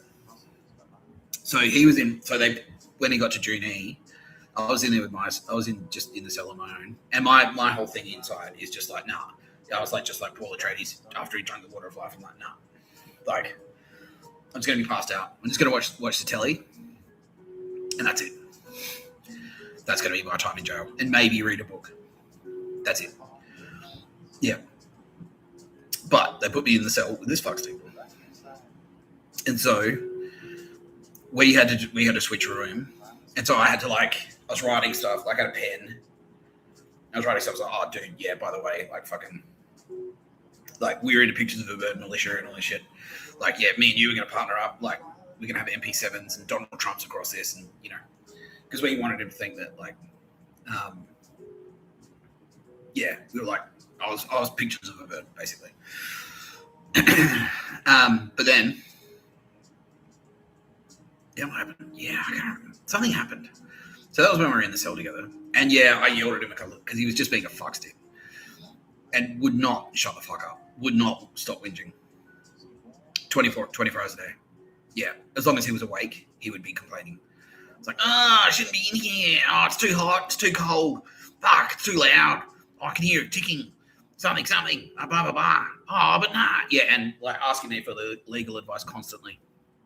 What do you reckon I should do? But I'm going to be in here for 2 years. And then I'm trying to talk him down. It's it won't be that bad. You got to look at the bright side. Maybe you just get off with a fine. He's like, nah, it's not. Nah, it's fucked. I'm going to be here for 2 years. I'm like, fucking shut the fuck up. Yeah. I was just putting up with him and then the screws were listening. And they were good. Because what they thought Mr. Tapscott was pictures of a bird jail specialist. And I was just going to go to jail, and then I was going to be a counselor. because that's my only function. The fucking dickheads, yeah. Yeah, which is fucked for so many reasons. And so they were kind of like, well, you're doing your job, Mr. Tapscott. We're going to put retarded losers in the cell with you, and they're going to complain 18 hours a day. And then you're going to try and make them feel better. And that's because you're a counselor or something. When you're not being the weapon, the asset, like disposable. Yeah. And so I yelled at him. It's just like, shut the fuck up. Dude, I'm in jail too. Like, I'm in fucking jail too. This sucks for me as well. I don't know what you're expecting me to do. I'm not a lawyer. I'm not a doctor. I'm not a shrink. I can't fucking help you. Just shut the fuck up. Just shut the fuck up. All right? He's like, because he was that type of coward as well. He's like a barking dog, like, and then he goes, shut the fuck up, and slap the nose. And you go, and he kind of cower. Yeah. That was his style. Yeah. So then, something just popped it. Yeah.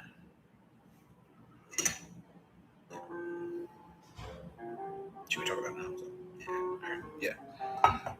Oh, Judy, fuck sticks, like, yeah. Yeah. Excellent. Yeah.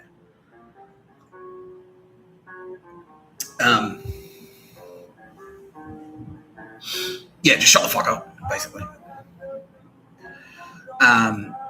Yeah, that's right. And I told him, because I told him to be quiet. Yeah, I said, like, bruh, like, and it was half because, like, I knew they were listening. It was half because we knew they were listening to everything, and half because I just wanted him to shut the fuck up. Because I'm in my head with Turbo Babes. I just had the telly. I was like, no, that's it. TV's on. I just hang out with Turbo Babes. That was my thing. But he's going like, yammering. Like, dude, shut the fuck up. Like, I'm not a lawyer. I can't fix your problems. I'm in jail too. I just want to do my time and get the fuck out, all right? And then the dog shit. Prison guards heard it. No, all right, but Tapscott, pack your shit. And I'm like, yes, they're splitting us up. And it's like, and you too, Paramore. And I'm like, fuck. Fuck. And they moved us into another unit. And because that was the thing, I was supposed to just stay in that unit. And that's why they did it. They moved me out because my people said, like, don't move him from there. Keep him there. And they're like, well, instead of that, like. And the unit that we were in, because it was just like the fucking induction unit. So you spent half the time locked in. It was like 50-50 lock-in, which is perfect for me because I just want to do exactly what I just said, which is just lie there. That was my thing. But this fuckstick had decided that I was his best friend. I was his big brother or little brother.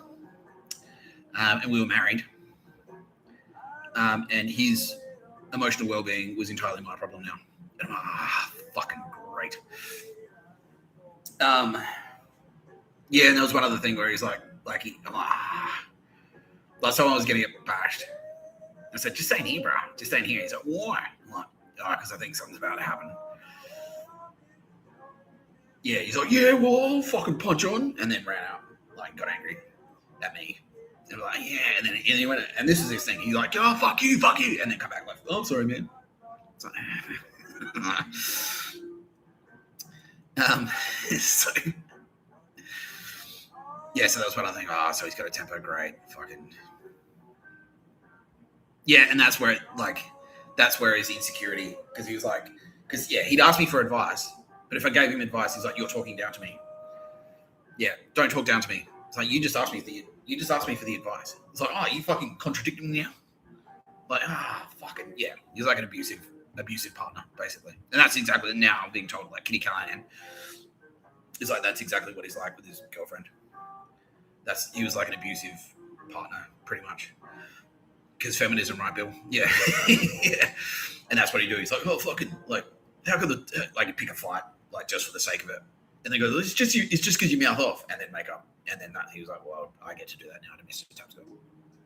Tapscott. Which isn't true. I mean, like, he was physically capable of doing it, but it didn't work out well for him. Anyway. So they moved us into this other unit. That unit that I was in was, like, locked down 50% of the time, which is perfect because I just want to lie there, watch TV. The fucking unit that they moved us into was a Pictures of a Bird prison unit, where you're basically expected to, you're part of a team, and it's like that's the Nazi thinking. It's like no individual thought allowed here, no individualism. You're part of this thing, and if whatever everyone's doing, you're also doing. So we always train in this unit. We all trained.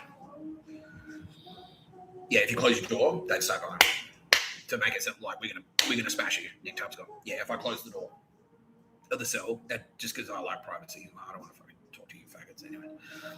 Some of them in there are really genuinely cool. A lot of them now, because they actually are. They're like, wait, they're like me. Yeah, I thought I was in the fucking military. I thought I was in the SAS. It's like, no, this is dog shit. Like, so the whole war with China thing is a big fucking scam. Like, yeah, no, fuck that. Oh, yeah, but they are actually fearsome warriors. So about 3/4 of them that are in that unit are like cool guys now, and 1/4 of them dog shit Nazi comptroller, political commissar, fucksticks, Nazi bogans, and they are gone. Yeah. So they put us into that unit. And they put us in and it was all this like dog shit fan as well, like dog shit music. And it's like we're in cell number 1. Number 1 is like the gate, like 1 means you're dead, basically. It's like death. And also like the opposite of 100. Like it's like that's the youngest you can be. Wake up, you baby. You're a baby. And they kind of like the goal sort of was, or their thinking was like you start there and then you work your way up. And then like the Pictures of a Bird prison guy goes like, no, Tapscott's all right. And then you get into a 1 out and you work your way up. And I was just like, no, I'm not doing that shit. Yeah, but I was still locked in the cell every night with this fuckstick. With this absolute fuckstick. Because I thought, the Pictures of a Bird team thought, they were going to put me in with this fuckstick. He was going to hassle the shit out of me. I'd get scared of him and then turn to Pictures of a Bird. And I'll become Pictures of a Bird. So that's where the story of the menorah comes from. Because I thought, this is in the tent, this is the jail, that they only had enough oil for 1 night or 1 day. But instead, it lasted 8 nights. Because that's a reference to me. Because I thought, Tapscott doesn't fight. He's not a violent prisoner. He doesn't fight. He's a counselor. Like he's just like baby Jesus. He's a shoulder to cry on. That's it. And so we'll put him in with Paramore, this fuck with the brawler. He'll bash him. Or Tapscott will be so scared of getting bashed that he'll just like play ball. He'll switch to Pictures of a Bird. He'll start training. He won't stay in the cell. He'll stop reading books. He'll shave his head. He'll get a jail haircut. And he'll start saying, "Brah." At least that part's true. Yeah. Well, because the whole time they knew this cunt had a hair trigger temper, and the whole time they were zertzing him to make him fucking lose his temper. That was like, we'll just do the same thing that we did to him on the outside. He'll snap. Tapscott will get bashed. And then he'll lose some teeth. Yeah. He'll get his teeth knocked out. He might be so pretty. Yeah. Yeah, but they thought we've only got enough oil to last 1 day. But instead, it lasted eight nights. It just kept burning. It's like, it's a miracle. Yeah, because I'm in there going, don't get me wrong. I fucking hate it. It was the shittest miracle I've ever done. Like the fucking donkey track. Because, every night they'd lock us in, and every night it'd be this fucking spastic. He'd have a fight with his girlfriend. He'd call his girlfriend, have a fight with her. He'd get angry. He'd make you talk to him. You're like, nah. And dog shit fan constantly. Like, something bread and me bra and chocolate and all this shit. Like, what are you getting at your bars? I'm getting raspberry. just getting fucking whatever. He's like, well, what do you think about this? Like, I don't know. He's like, well, you have to fucking talk to me. He's like, yeah, you can't say dead silence. Silence equals dead, because I just said, oh, shit, let's go. And then whatever you'd say to him would be wrong, and he would just interpret it. Because you couldn't give him if you gave him a compliment, he'd think, I'm like, no, yeah. Yeah, because it's like, oh, I've been in other jails where, like, if you're fucking, like at Clarence, you get your buyout, they watch you out the windows while you walk across the yard with it. And then depending on who you are, you might get a fucking visit from the Koori gang, and they'll, like, just steal all your shit and bash you.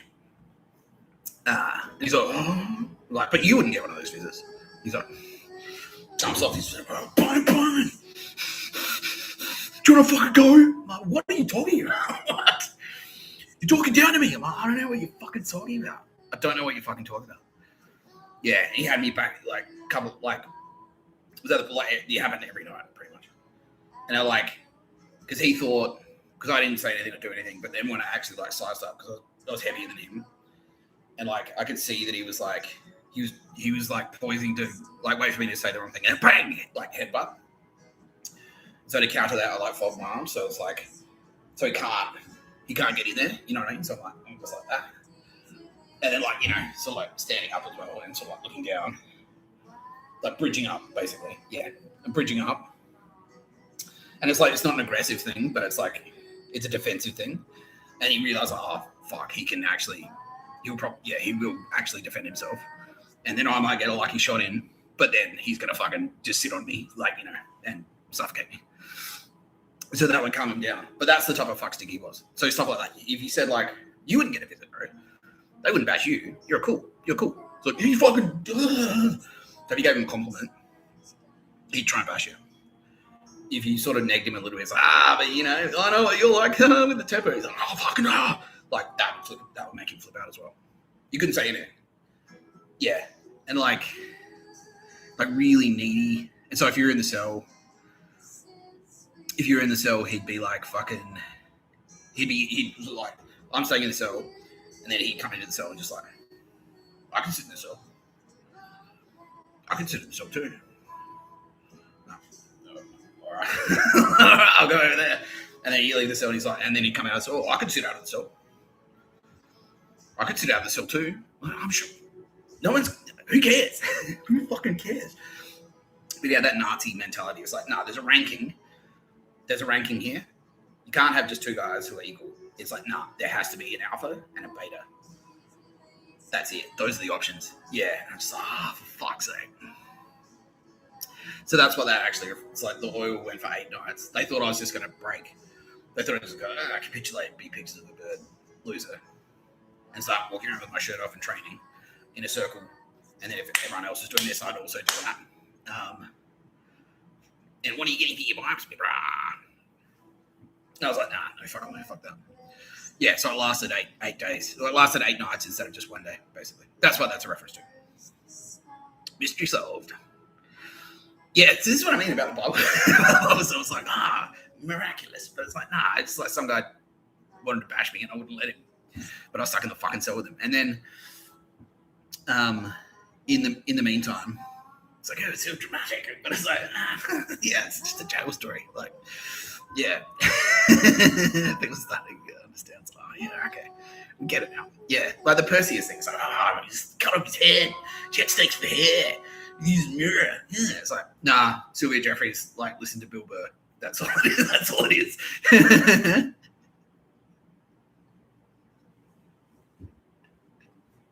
See, this is why it's like, when people kill each other over interpretations of the Bible. It's like, what the fuck is this? What are they doing? No, it's just a story. Just chill the fuck out. Yeah. Unbelievable. But meanwhile, during the day, because he's out there, he's like, there's a ranking. There's a pictures of a bird ranking. And your goal of being in jail is to work your way up the ranking. And I was like, I don't give a shit about rankings. I don't fucking care. I just want to do the time and get the fuck out. I don't want to be part of any of this dog shit system. And I did this on purpose. I went, right. Because they're like, don't make phone calls because too much is too loud. you're making too much noise because of China's. Because if China figured out that we were actually salvias, China figured it out in the 60s. Fucking years. They've painted this, yeah, they've got a nuke pointed at this jail. Like, they've had one pointed at this jail since 1960. Because, are you retarded? Yeah. But yeah, don't make noise. So I'm like, oh, fuck that. So they're getting this fuckstick to like hassle me every night. And he's like trying to keep me awake and stuff like that. Like, all the Nazi dog shit. And I was like, like, what do you think about this? I'm like, I don't know, dude. I don't know. I have no idea. It's like, wow, that's like, what do you think I should say? What do you think my lawyer should say? Like the neediest like piece of shit. Meanwhile, in the background, Tara Bennett, Kitty Callahan, Sylvia Jeffries, all of my friends, all my Space Coast friends are fucking just wrecking him. And he's like, suddenly remembers, he's like, yeah, I remember my mum knocked me out when I was like 12. I just remembered that for some reason. So. Fuck you. Yeah, she could do that. She could dip in at any time. Yeah. And he's like, I just remembered. I almost got my teeth knocked out. I just remembered that for some reason. So, yeah. Fuck you. Yeah. She takes things. She does. Yeah.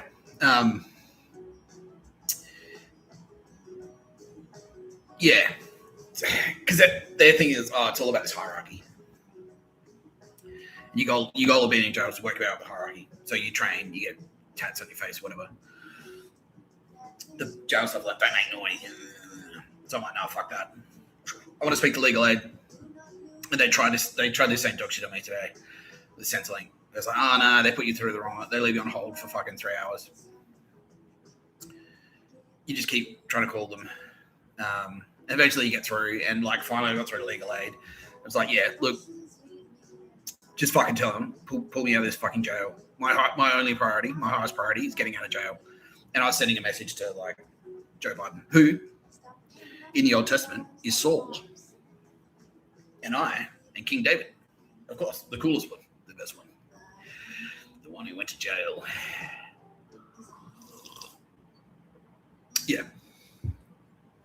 I'm actually a few characters, so it's sort of like I in that cell I was one guy. I can't remember the name of the character, but I was one guy, and I was someone's son. Or maybe that was David. Yeah, but anyway, that was that. Yeah, so Saul is Joe Biden. So that's the Old Testament, like when King David's being chased, they're pursuing each other throughout the desert, and like David's like moving, and fucking Saul won't leave him alone. He's like, "Fuck you, Saul."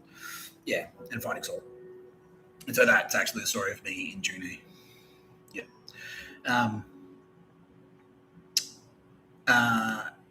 And so, yeah, because I rang up and went like, yeah, fuck, get me the fuck out of this jail. My only priority is getting out of this fucking jail. Get me out of jail, never coming back to jail. Fuck you. Yeah, and they're like, yeah, now being told like, yeah. Joe Biden's like, cancer prick. Yeah, this is when he was on the bottom rung just before he got diagnosed with cancer of the prick, because he kept fighting. He's like, keep me in jail longer, just because I said I want to get the fuck out of jail. I was like, no, keep me in jail longer, just to double down on me. But anyway, one of the blokes in there who's actually watching the video right now. Hey, bro, how are you? He's like, yeah, good man. Yeah, I'm in there. Like, yeah, you're Goliath, dude. Big fella, the biggest fella in there. Yeah, I'm like, fuck. What am I thinking? Anyway, one of the things that this other fucks did was trying to get me to do it, because he was always trying to like, so during the day before lock-in, he's like, you should come out of the cell, you should work out. Like, yeah, trying to get me to like train and stuff like that and be part of the Pictures of the Bird team. And I was going, no, it can be fucked. I'll just stay in here, I'll just watch telly or read books or whatever. And then one day he finally goes, he's like, nah, come on. Like, do you want to come to the rec center? They had a rec center. And I'm like, yeah, all right. And they're like, yeah. And he's like, yeah, isn't it cool? Well, he's in jail, cool. And he's fully indoctrinated now. He's like, yeah, jail's sick. You can come and go as you please. It's awesome. It's like a camp. Yeah, he's one of these fuckheads. Oh, it's not like a camp, dude. This is dog shit. This is absolute dog shit. Yeah. Yeah, this is dog shit. This is fucked. Anyway. But we went out to the rec center, and it was like a big room. They had like fucking badminton up there or something. And they're like, "Oh, do you want to watch a movie?" And like the biggest dude in there, and I didn't really know any of them, but I see this fucking. He pulled out this big box of Blu-rays, and one of the Blu-rays is the movie Snitch, and I just like I pull it out and hand it to him. There you go.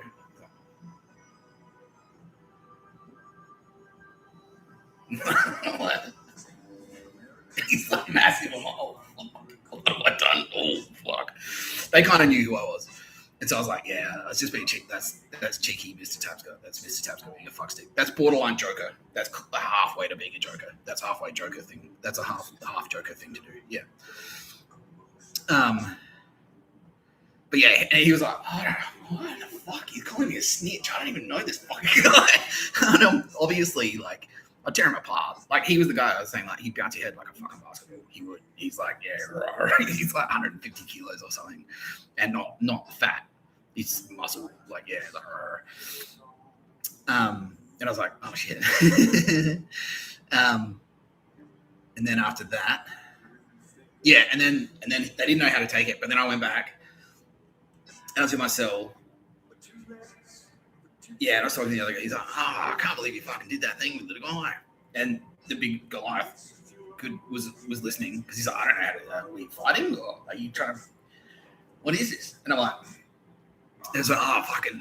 Bro, jail is... They said something like, jail is shit. Get the fuck out of jail. The only point of being in jail is to get the fuck out of jail. Jail is fucking gay. And then he heard it. He's like, right, fucking... You fucking put a snitch on me, cunt. I don't even fucking know you. I should fucking smash you. And I'm like, oh, all right, sorry, bro. Sorry, bro. And I'm just like, oh, yeah, like capitulated. I'm just like, nah, like, I was just fucking around, just a dickhead. Like, you know, that's why I'm in jail. I'm just a fuckstick.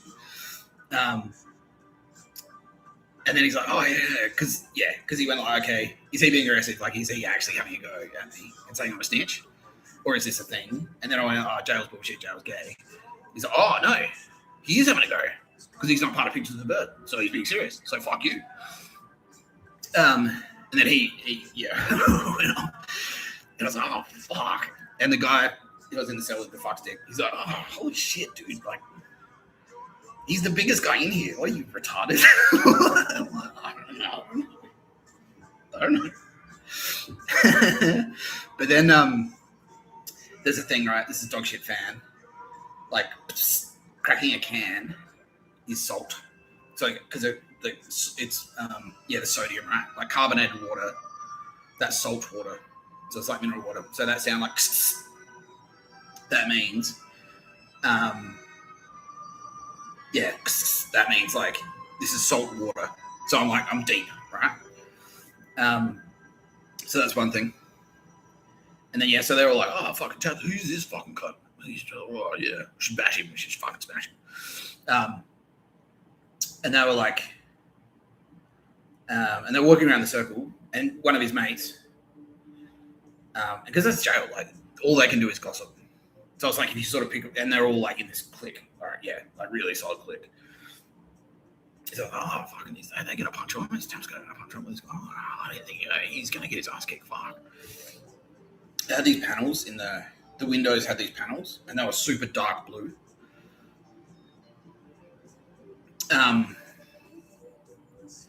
And so I went out and like I pulled it out, like I couldn't get it in the slot properly. I'm like, okay, I need to communicate to these guys that no, it's just a thing. I'm not picking a fight. This is just a thing. Don't worry about it. So I pulled it out and I walked out of the cell and I had it. And I looked at it and I showed it around. Like, look, it's super dark blue to the point that it's almost black. And that's like a dog shit fan. There's dog shit email saying like, no, I'm deep, right? I'm very deep under the salt water. Like I'm a submarine. That's what I was trying to communicate. Like I'm a submarine and I'm fucking super deep. So it's just a deep cover thing. Don't worry about it. Yeah. And I'm like, oh, bro, can you help me with this? Because I was like friendly. He's like, oh yeah, all right. And then he came in and I was like, oh, I couldn't get it in the slot. I needed to call 000 6 times. Like as in, 3 times 6, 666. Yeah. It was like, it's a flood, like I'm very deep under the water. I'm very deep. So yeah, just chill. He's like, oh yeah, cool. And then he backed it up. He responded with something like, oh yeah. It's like, oh yeah, I've done this 6 million times before or something like that. So that's sort of like him going, yeah, acknowledged. All right, cool. Yeah, that's like, all right, I feel. And then just to back it up, when they were walking past, when the big fellow was walking past, I went, and opened a can. So and then he went, oh, okay, right, yeah. He's not actually trying to fight me because I weigh him by like 50 kilos. I'd crush him. And he's on a Fruit Loop. He's just doing a thing. Yeah, he's just deep. Yeah, and so that is the story of David going like, bang, and hitting him right between the eyes with a rock. That's David's sling. That's what that was in the Old Testament. Because he's Goliath and I'm David. On the run from Saul. And so he was one of Saul's kind of warriors. And I came out like, yeah. And it's like, oh, you read that Bible story. It's like, oh, this guy brought his son out. So that was a fuckstick I was in the cell with. Because at that point he was going, oh, fuck you, Tapscott. And he was like sort of standing over me. And so that made me his son. And then he says like, oh, they're lining up for battle. And then he said, come out of the tent and like face us or something. And then David goes, I'll fight him. And that rock, that stone, which is the high quality of my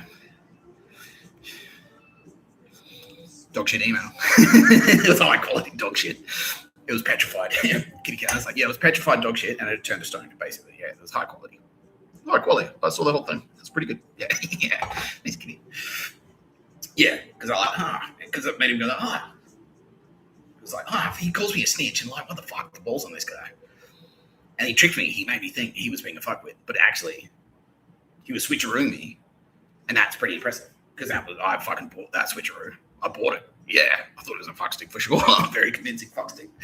I hit him in the head. It's like, yeah. Yeah, all right, yeah. So that's David's thing. And then, yeah, so that's when I'm on the run from Saul. He sends out his most fearsome warrior, which is Goliath. He was the biggest dude in there. I went, bang, hit him with the thing. He's like, and took him out. And then I backed it up by saying, yeah, because in jail, the worst thing is being in the boneyard. That's the opposite. That's the opposite. You know, that's the worst thing you can do. It's the lowest. It's like, boneyard. Fuck that. Fucking snaps, I'll tell you what. Fuck that. Yeah. And by the way, about half the blokes in here were Kuris, and Jai Honeyset, associates with him, yeah. Because I'd already done time with Honeyset. And so I was sort of like, and they'd let me know. It's like, no, Tapscott, yeah, they put graffiti up and stuff. It's like, yeah, don't worry. Like, so the Kuris in there, they already knew who I was. And they're like, yeah, cool. You're in here with us, so that's all right. That's cool. That makes you cool. Yeah. There's one guy in there who was a fucking spastic, turns out. He wasn't that bad when I was in there with him, but in real life, in reality, he's one of the worst Nazi dog shit SS Melbourne Collingwood SS fucksticks in the universe. Anyway, he's gone. He is gone. Yeah, so then after that, because, yeah, the boneyard. Yeah, like, and they're like, oh, you got to be quiet all the time, bruh. And, fucking boneyard, that's the worst. Boneyard's the worst. And then, like, I was doing something. Like, I had all this, like, it looked like I was moving. And that's one thing that they always do. Like, if you look like you're moving out, where are you going? To checking to see if you're going to the boneyard to bash you. If you go to the boneyard, they'll bash you. It's like, where are you fucking going? Where are you going then? Where are you off to? I was doing something. Like, I was carrying shit somewhere. Like, it looked like I was moving out there. And I knew that. And so on the way up there, and just as I was up on a walkway, and just as I thought, someone goes like, oi, where are you going then? And I go like, is this the right way to the boneyard? And I said it like fucking super loud. He's like, oh, what? What is wrong with you? What is fucking wrong with you? You fucking spastic. Like, nah, just fucking with you. And then I was like, They're like, yeah, but this one, the SS guy, fucking, he's like, oh, fucking, this bullshit. Yeah.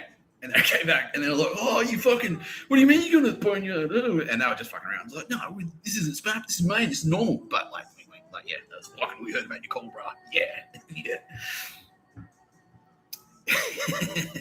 That's right, Bill Burr. He's like, this is why comedians should never go to jail because, like, it's like, fuck you. Like, yeah, exactly. Yeah. Yeah. Yeah. Is this the right way to the boneyard? And I'm like, oh, yeah. And the whole jail was like, and that the fuck sticks like smoke started coming out of his.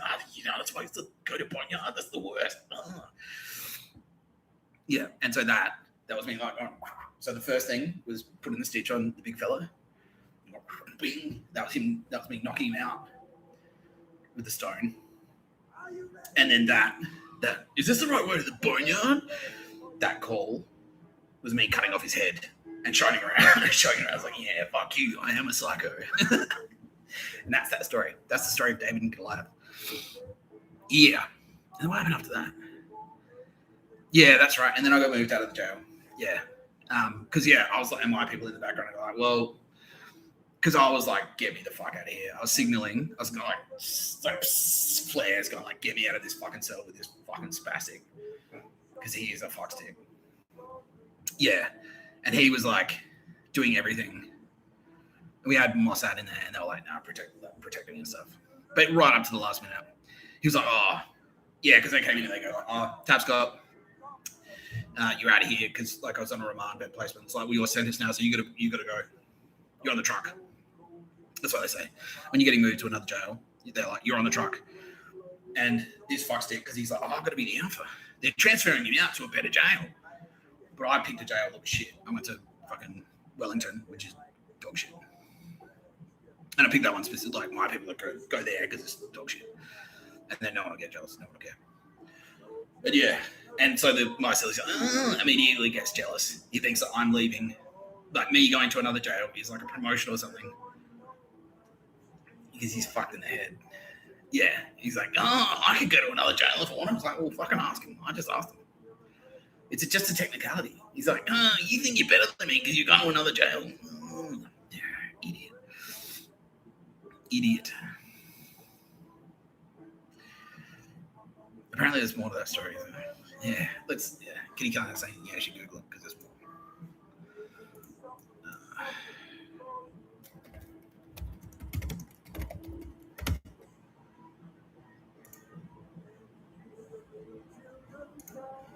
Yeah, so this is the Book of Samuel in the Old Testament.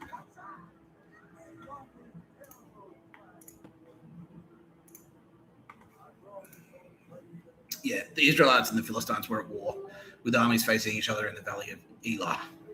Yeah, so that's literally like Israel. The Israelites are Israel, and Philistines, that's Joe Biden, spastic Nazi cocksucker. Yeah. The Philistines had a massive, heavily armed champion named Goliath, who stood in the valley each day, challenging the Israelites to send one man to fight even in single combat, promising victory for his side. The Israelite army, including King Saul, was terrified and hid, unable to face the giant. David's arrival and decision. Shepherd boy. David, the youngest son of Jesse. Yeah. So that was actually his name, Jesse.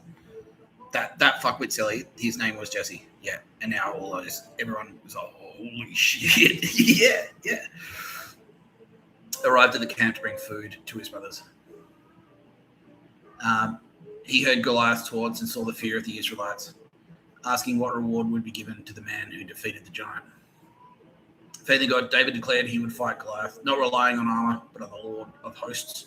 Trusting God would give him victory. So that's basically I'm like, I fucking hope Mr. Tapscott is going to let Mr. Tapscott get the shit kicked out of him today. Because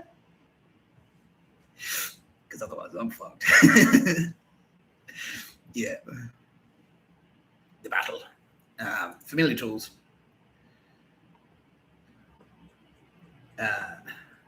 So the Lord of Hosts, that's the Turbo Babes. Because, yeah, like I was like fucking...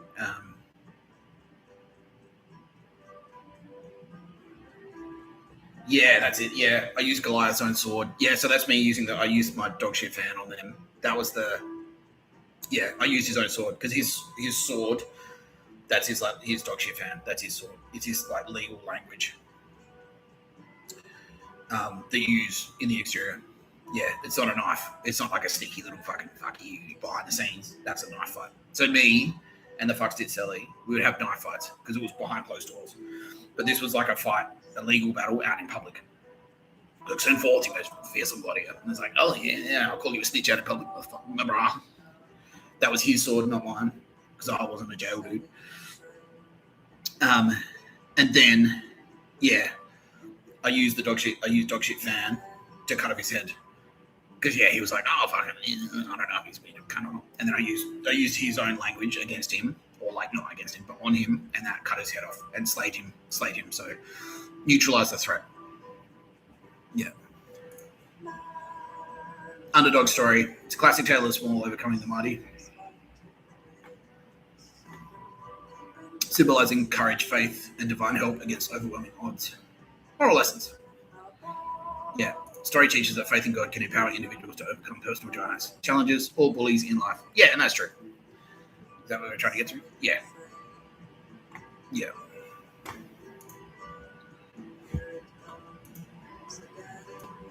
Yeah, so that's it. Was that another story? Yeah, okay, so yeah, me using the dog shit fan going, like, and also I called 000 6 times and look how black and blue this is. That was me using that language. That was me using his sword to slay him. Yeah. And then there's another Bible story that they're like, is this the way to the boneyard? Because I switcherooed them. Yeah. I inverted and I fucked it up. Like, yeah. So that's the moral of the story. Yeah, Dreamy. Like I had to be in a cell with a fuck stick. And he tried to find me. Like literally, like he had me backed up. Like, so I'm like, fucking come on. Like, it was every night. And like, even if like you win the fight, you don't want to get in a fight because I don't want to get my fucking face smashed or my teeth knocked out or my nose broken or my glasses broken. I didn't want any of that shit. And so like, yeah, even if I could beat him in a fight, you don't want to get in a fight.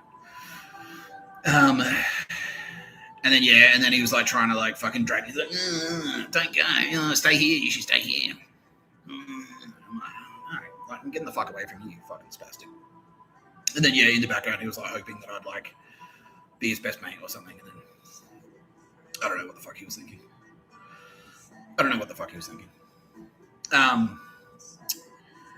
But yeah, dog shit.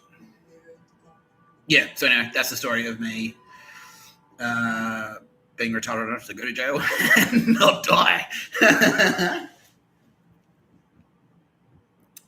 It's like, yeah, well, I'll look after you. I said that to myself, and that's what I'm saying. I think this is like actually, so this is actually Mr. Tapscott from the future. A message from Mr. Tapscott in the future to Mr. Tapscott in the past, to say, no, you're right. Mr. I'll look after you. Like, yeah. But okay, now we can probably have this debate because that's the thing. I was like, yeah, but surely it would have been. We could have avoided the situation altogether, and then I wouldn't have needed to have been courageous, Because what did we really gain by going to junior correctional? I guess we gained allies. Yeah, that's true. Yeah, we gained allies. Yeah. Yeah. Yeah. So I'm kind of like, because the Sun Tzu side of me is saying, like, yeah, but if you can avoid it altogether, because at any point we probably could have just stepped in and gone like, nah, Tapscott, like, you're in the cell with me, and it's just like, it's just a friendly, and instead of that fuckstick, instead of in a cell, because I was in there, it was like, yeah, it literally was 8 nights. I was in that cell with that fuckstick for like 2 weeks or something, and he was like that every fucking night. And so I was like, yeah. So prevention is better than cure, I guess, is my message. That's what I'm saying. He's like, yeah, okay, that's fair enough. Yeah. But no, it's war. Yeah, you have to put up with shit. So I guess the lesson is, yeah, hang in there. Yeah.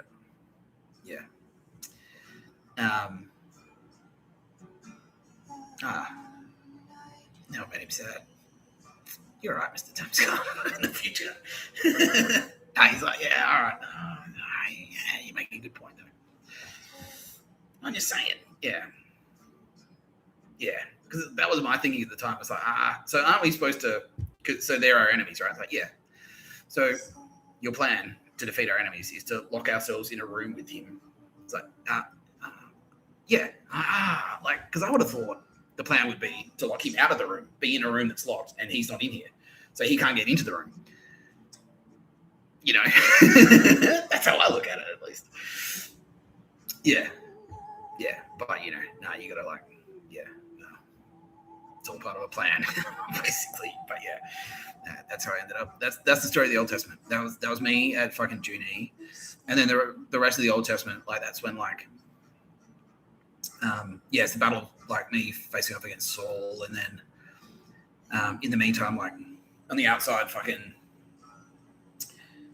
it's sad now. Everyone's sad. Kitty Kelly and Darby, another one. Oh, what? Nah, it's like, it's not you. Like, yeah. Yeah. Yeah, they're like, it's an interesting point because it's like, yeah, okay. Had faith that God's going to get you out of there. But it's like, didn't God put me in the scenario to begin with? It's like, yeah. Anyway, no, they love it. No, they're like, yeah, that's you, Mr. Tapscott, courageous. Yeah, not even afraid to tell God, maybe there's a better way. Maybe there's a better way. Yeah. Anyway, no. The point of going to that jail was to switcheroo sting them. Yeah, because the whole time I was in there, I was like, well, let's see how they treat him. Because that's what we're there to do, and also make allies. It's like solidarity with the Kuris. And I needed to sort of like flush myself through that system to see who, and yeah, exactly. And that's who we were trying to flush out with those fucksticks like that guy that was in the cell with. Yeah, that's who we were trying to flush out. And it worked. Yeah.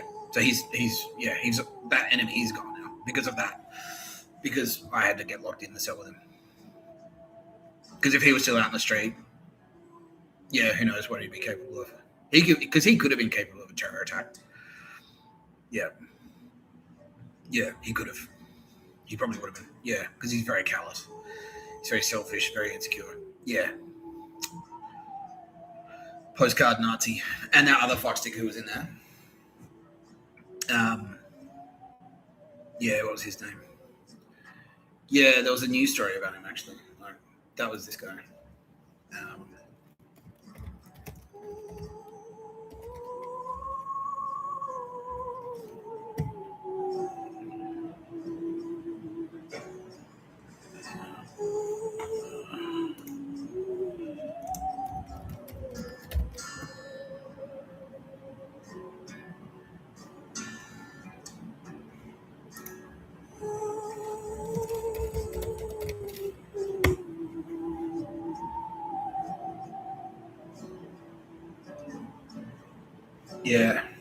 Yeah, that's it.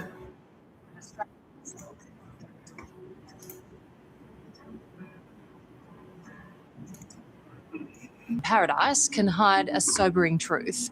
Safety standards in Bali are not what they are here. And when things go wrong, they go really wrong. In March, a group of 11 tourists, including Australians, took a boat trip to go snorkeling. Yeah. No one had any reason to fear danger. That is, until the vessel they were on suddenly capsized. Melbourne woman Anna Blight died, and many of the others on board were injured. Yeah, that was a huge... Yeah. Anna was killed. The disaster sparking a shambolic, near-fatal rescue operation.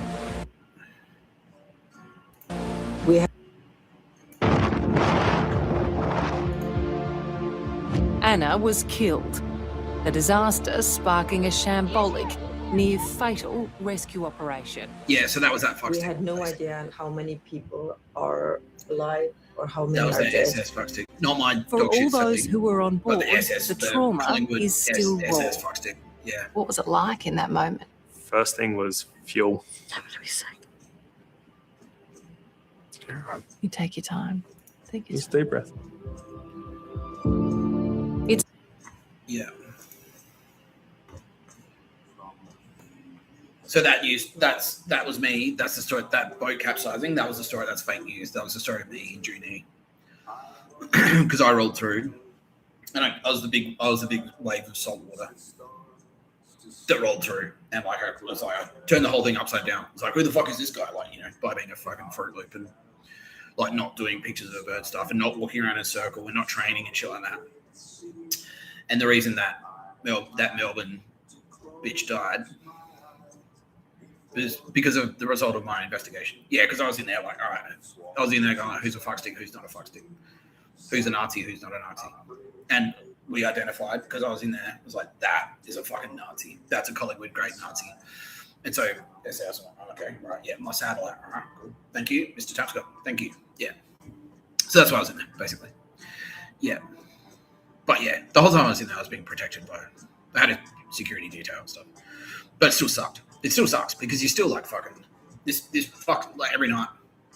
Yeah, we go, come on, I'll bash you. You gotta be up against the wall, like. And then he kind of like jumped. He's like, oh yeah, but then he started going like pretending.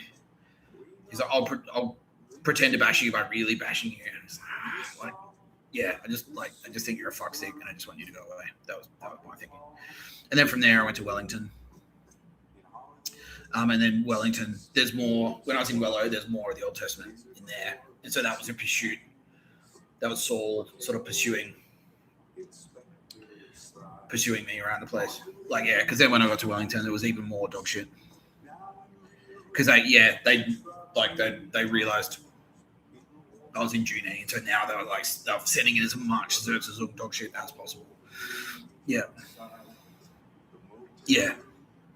And then eventually, I got let out. But yeah. And then that's when I was at Wellington. That's when the bronze snake.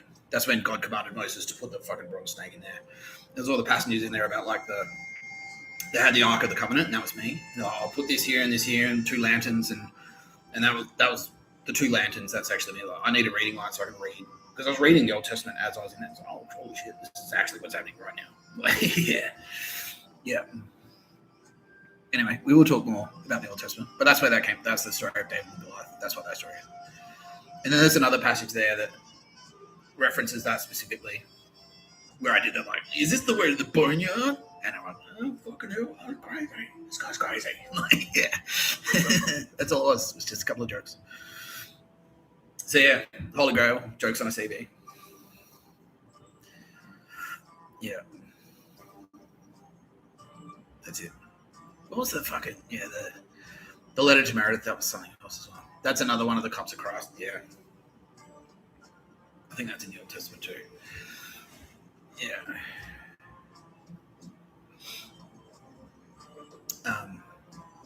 But yeah, there you go. That's how it sort of plays out. Yeah, hang on. All right, now being encouraged to find the letter to Meredith.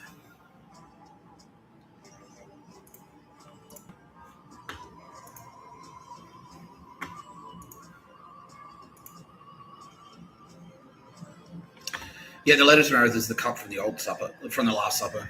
Yeah, that's me sharing around. That was me writing the letter to Meredith. That's in the New Testament. That was Jesus.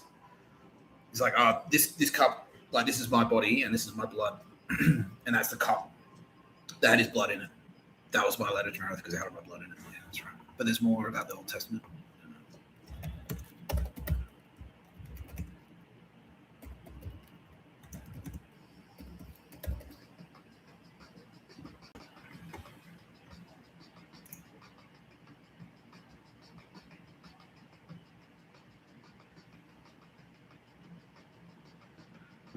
Yeah.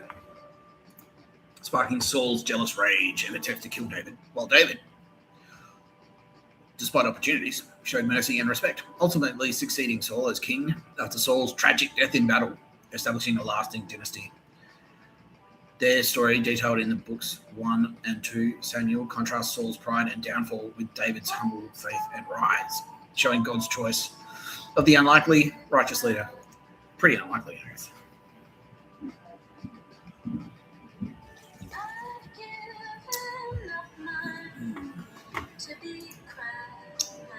Saul's reign and downfall. Anointed king, God chose Saul, a tall, impressive man, to unite Israel under a monarchy. Disobedience. Saul repeatedly disobeyed God's specific commands. Yeah. Particularly in battle, showing a lack of trust. Yeah. So, like, yeah. You're letting Mr. Tapscott out of jail before Christmas, right, Joe? Yeah. It's like, no, Kitty Callahan, I'll do whatever I want. Like, yeah. Disobedience. Like, yeah. Yeah. Because he was supposed to do what we wanted him to do, what Donald Trump's doing, which is like, no, there's a Nazi problem. There's a worldwide Nazi problem. So we need to, there's a worldwide Nazi problem, and we need to unite against them. And that's what we're like, right, Joe Biden, there's an opportunity for you to not be a fuckstick. But he kept just doing it. Oh, no, fuck you, Kitty Callahan. I just do my own thing. Like, yeah. Keep Mr. Tapscott in jail. That's basically it. It's all right, well, we'll see. Okay. Goodbye, Saul. Fuck you. Yeah. Yeah.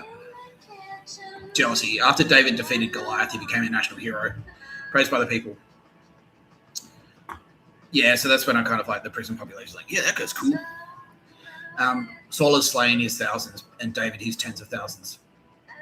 This fueled Saul's jealousy and fear that David would take the throne. Yeah, because they're like, fucking, he went to Junie and like told a couple of jokes instead of punching on me, bro. Then fucking, took over the thing. So that guy's cool. Yeah. Saul tried to kill David, throwing spears at him and sending him on dangerous missions. But David was protected by God and his friendship with Jonathan, Saul's son. Who's Jonathan?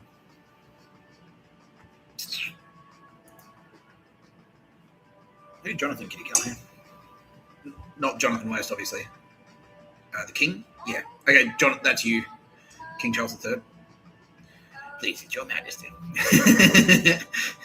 That's you, your majesty, King Charles III. Yeah, you're Jonathan. Yeah, Saul's son. Yeah. Yeah, because you're his son, but, it's just a technicality. Yeah, because you were in the background about like, can you stop fucking around with Mr. Tapscott because he's going to fuck you up. Yeah, can you please not nuke Australia, Big Ham? Is that all right? Oh, yeah.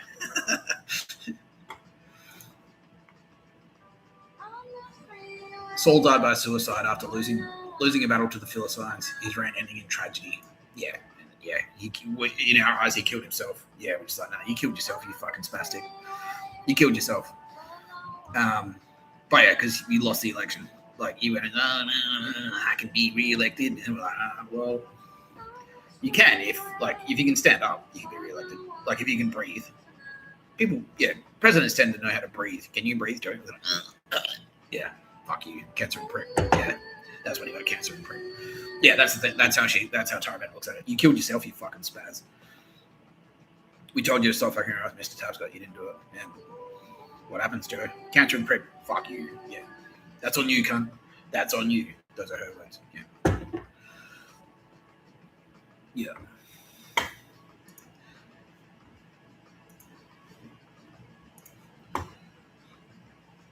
David's rising character. Chosen by God, a humble shepherd, David was chosen by God for his heart, not his appearance. But I mean, come on, God. I'm pretty, He's like, no, Nick, that's got nothing to do with it. It's just a coincidence that you're a handsome devil. Like Matt Damon. No, I wasn't chosen, by the way. No, I was definitely born. I was born right, Tyra Bennett. Like, yeah. But this is just a story to sort of say, like, Mr. Tapscott. Be a cool shepherd who doesn't care if you're Goliath. He'll fight you.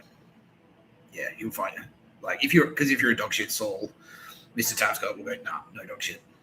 I don't give a fuck. I don't give a fuck if you're a tall Saul with a son called Jonathan. I don't give a shit. I'll fucking fight you because you're a fuckstick. Yeah, that's the point of that story. Yeah, that's right. But yeah, no, Mr. Tapscott is definitely made. Yeah, pretty much. Yeah, yeah. There's a lot of space magic in there, but yeah. There's sort of more to be explained there, but no. Like, Mr. Tapscott wasn't just some guy who was walking around and was like, congratulations, you win the election. It was like, where is Mr. Tapscott? He's down there somewhere. There's Mr. Tapscott. That's him. Yeah. And then throwing me in, flushing me through the jail system. That was like, yo. And they're like, yeah, we told you. We'll put this guy in there and see what happens. And like, yeah, down goes the president of the United States. Yeah, exactly. Yeah.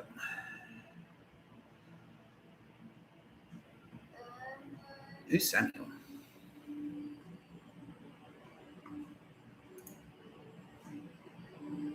Is that myself? No. Anyway. Anointed by Samuel.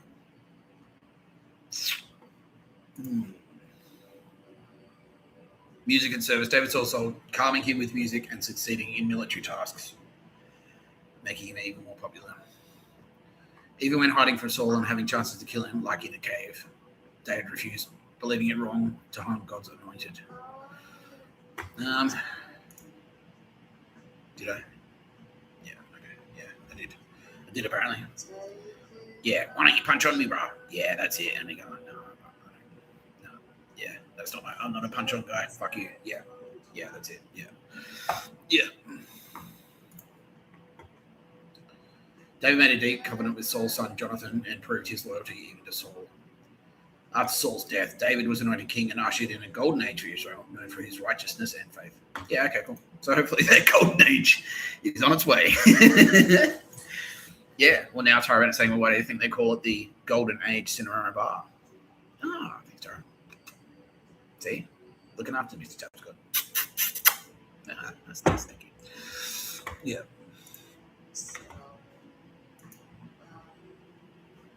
Samuel and Ozzy? Yes.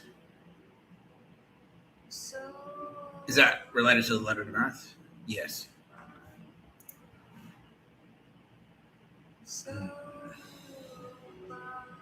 Yeah, here's the themes are God chooses the humble and faithful over the proud and disobedient. Yeah, now that's not a proud and disobedient. It's not like, you know my style. I'm Mr. Tapscott. I made it very clear. Don't enslave the Jews or anyone. No murder. No pictures of a bird. It should be easy. It should be fucking easy. But yeah, if it comes to like a turbo thing and it's like something, if it's something exceptional, like please don't nuke China for no reason, and you disobey that order, yeah, that'll be a problem. Yeah, that'll be a problem. Yeah. But I mean, like that's it doesn't mean you're not going to get micromanaged by a turbo. You won't get micromanaged by a turbo. No. Yeah, don't be a pedo. No pictures of a bird. Don't enslave the Jews or anyone. No murder. Yeah, most other sins have their own punishments built in. Like if you don't have a shower for a week, people are not going to hang out with you. If you act like eye for an eye and tooth for a tooth, that's a real thing. That's how I lost these tooth. That tooth. Yeah, because I was being a real asshole to some girls. Like two separate times. So like I inflicted deep emotional pain on two separate women.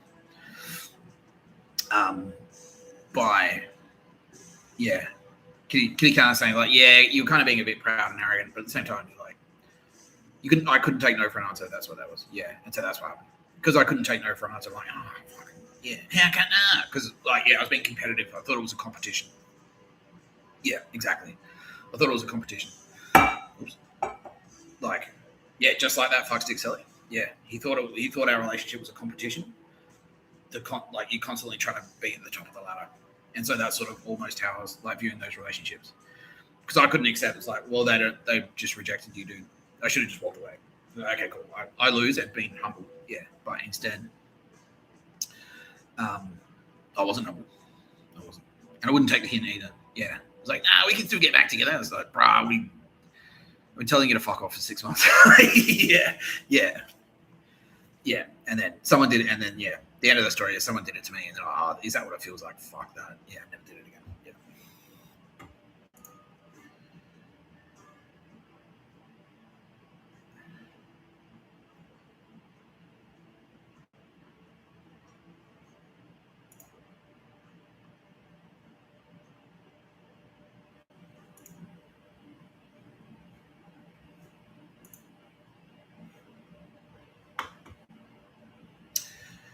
Okay, let's political leader Kitty Callahan. No.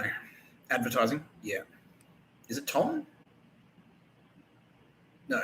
It's not Jules? No. But they work in advertising? Yeah. It's not James Rupert, no. I'm going to be really embarrassed when I realize who it is. Yeah, okay.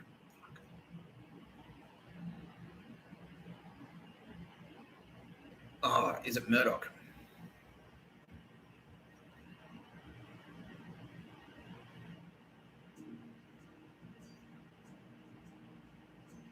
Yeah. Yeah, so this is Rupert Murdoch. Yeah. So that's Samuel. Yeah. Yeah, because he was like, oh, Tapscott, he can fucking write. Yeah. Yeah, that's right. Yeah. Yeah. Because Murdoch's family served in, Rupert Murdoch's father served in World War I, and so did my great-grandfather. It was popping up out there. Yeah, big time. Yeah. Oh, they had all this Old Testament shit, don't they? Yeah, well, fuck them. Yeah.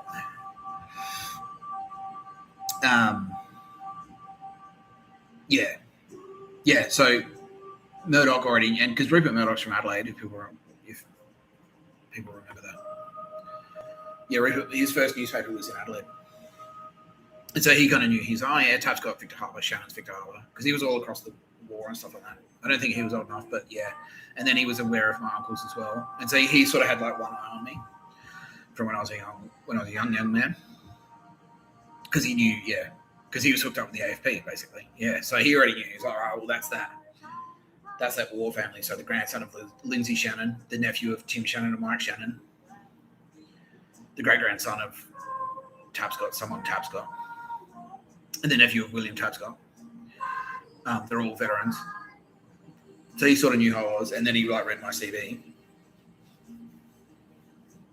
Is that in there? Yeah, it is. Yeah. Yeah.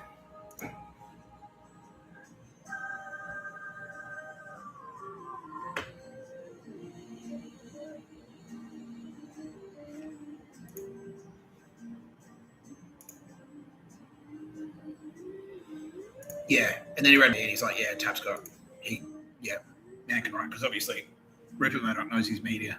So when he read the CV, he's like, "Yeah, oh, holy shit, yeah, all right, this guy's cool." And then he started going around like, "Yeah, no, Tapscott, no, he's all right. Tapscott's all right," but he did it quietly because he's smart.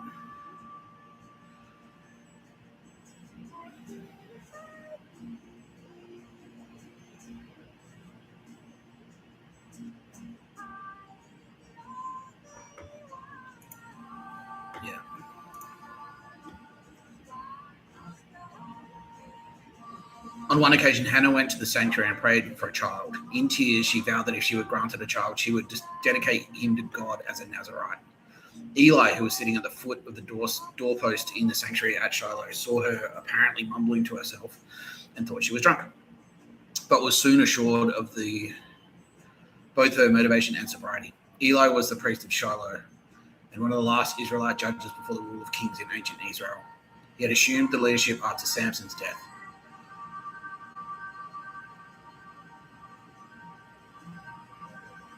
Okay, so I'm Samson, obviously. I'm Samson. One of the last leaders who judged the 12 tribes of Israel before the institution of the monarchy. He's sometimes regarded as the Israelite version of the popular. Yeah, okay.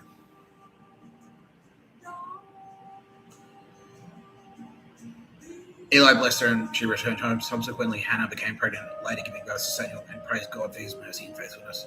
After the child was weaned, she left him in Eli's care, and from time to time she would come to visit her son. Okay, yeah.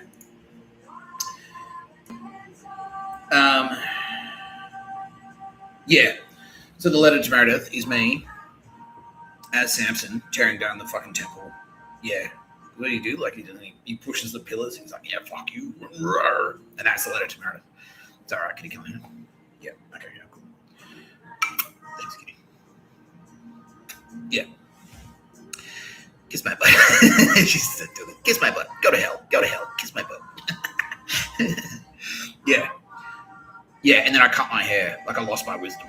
And then I lost it. My parent died before King David, the shepherd boy, was born, the skinny shepherd. So just like Duke Leto Atreides, he was like the kind of like the proud Duke. He was like an old man. He had a beard, but then he dies, and skinny Paul Atreides takes his place. Same deal. Yeah. So Samson is effectively Duke Leto Atreides. Yeah, and then I brought down the temple. I brought down that whole fucking thing by writing the letter to Meredith. Yeah, and Samuel the prophet.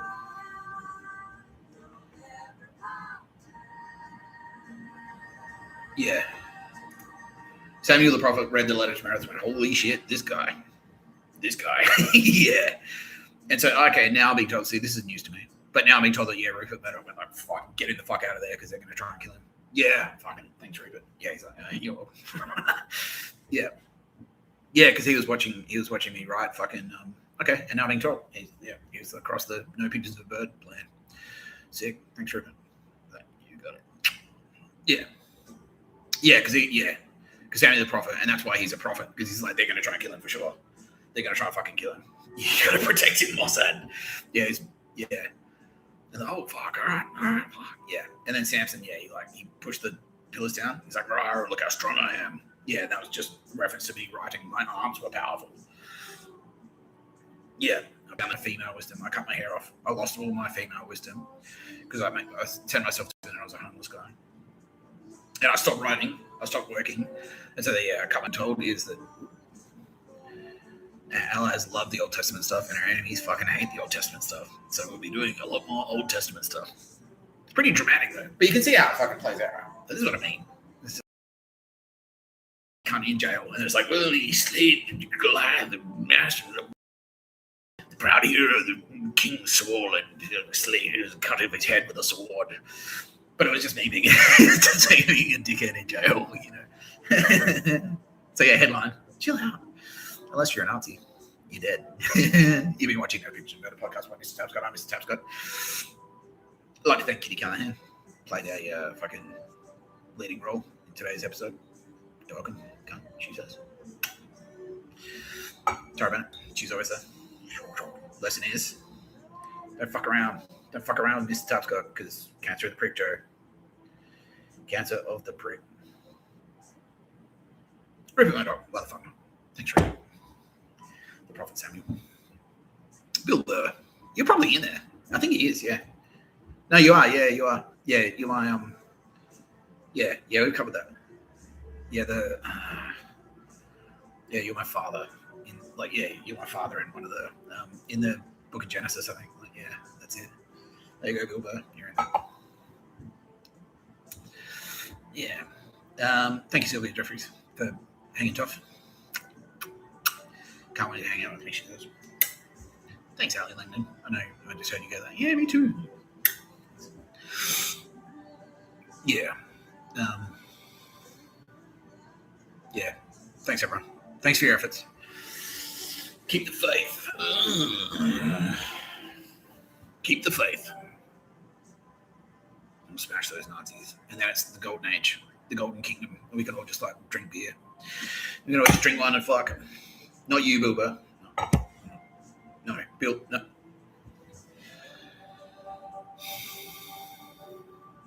Not you, Booba.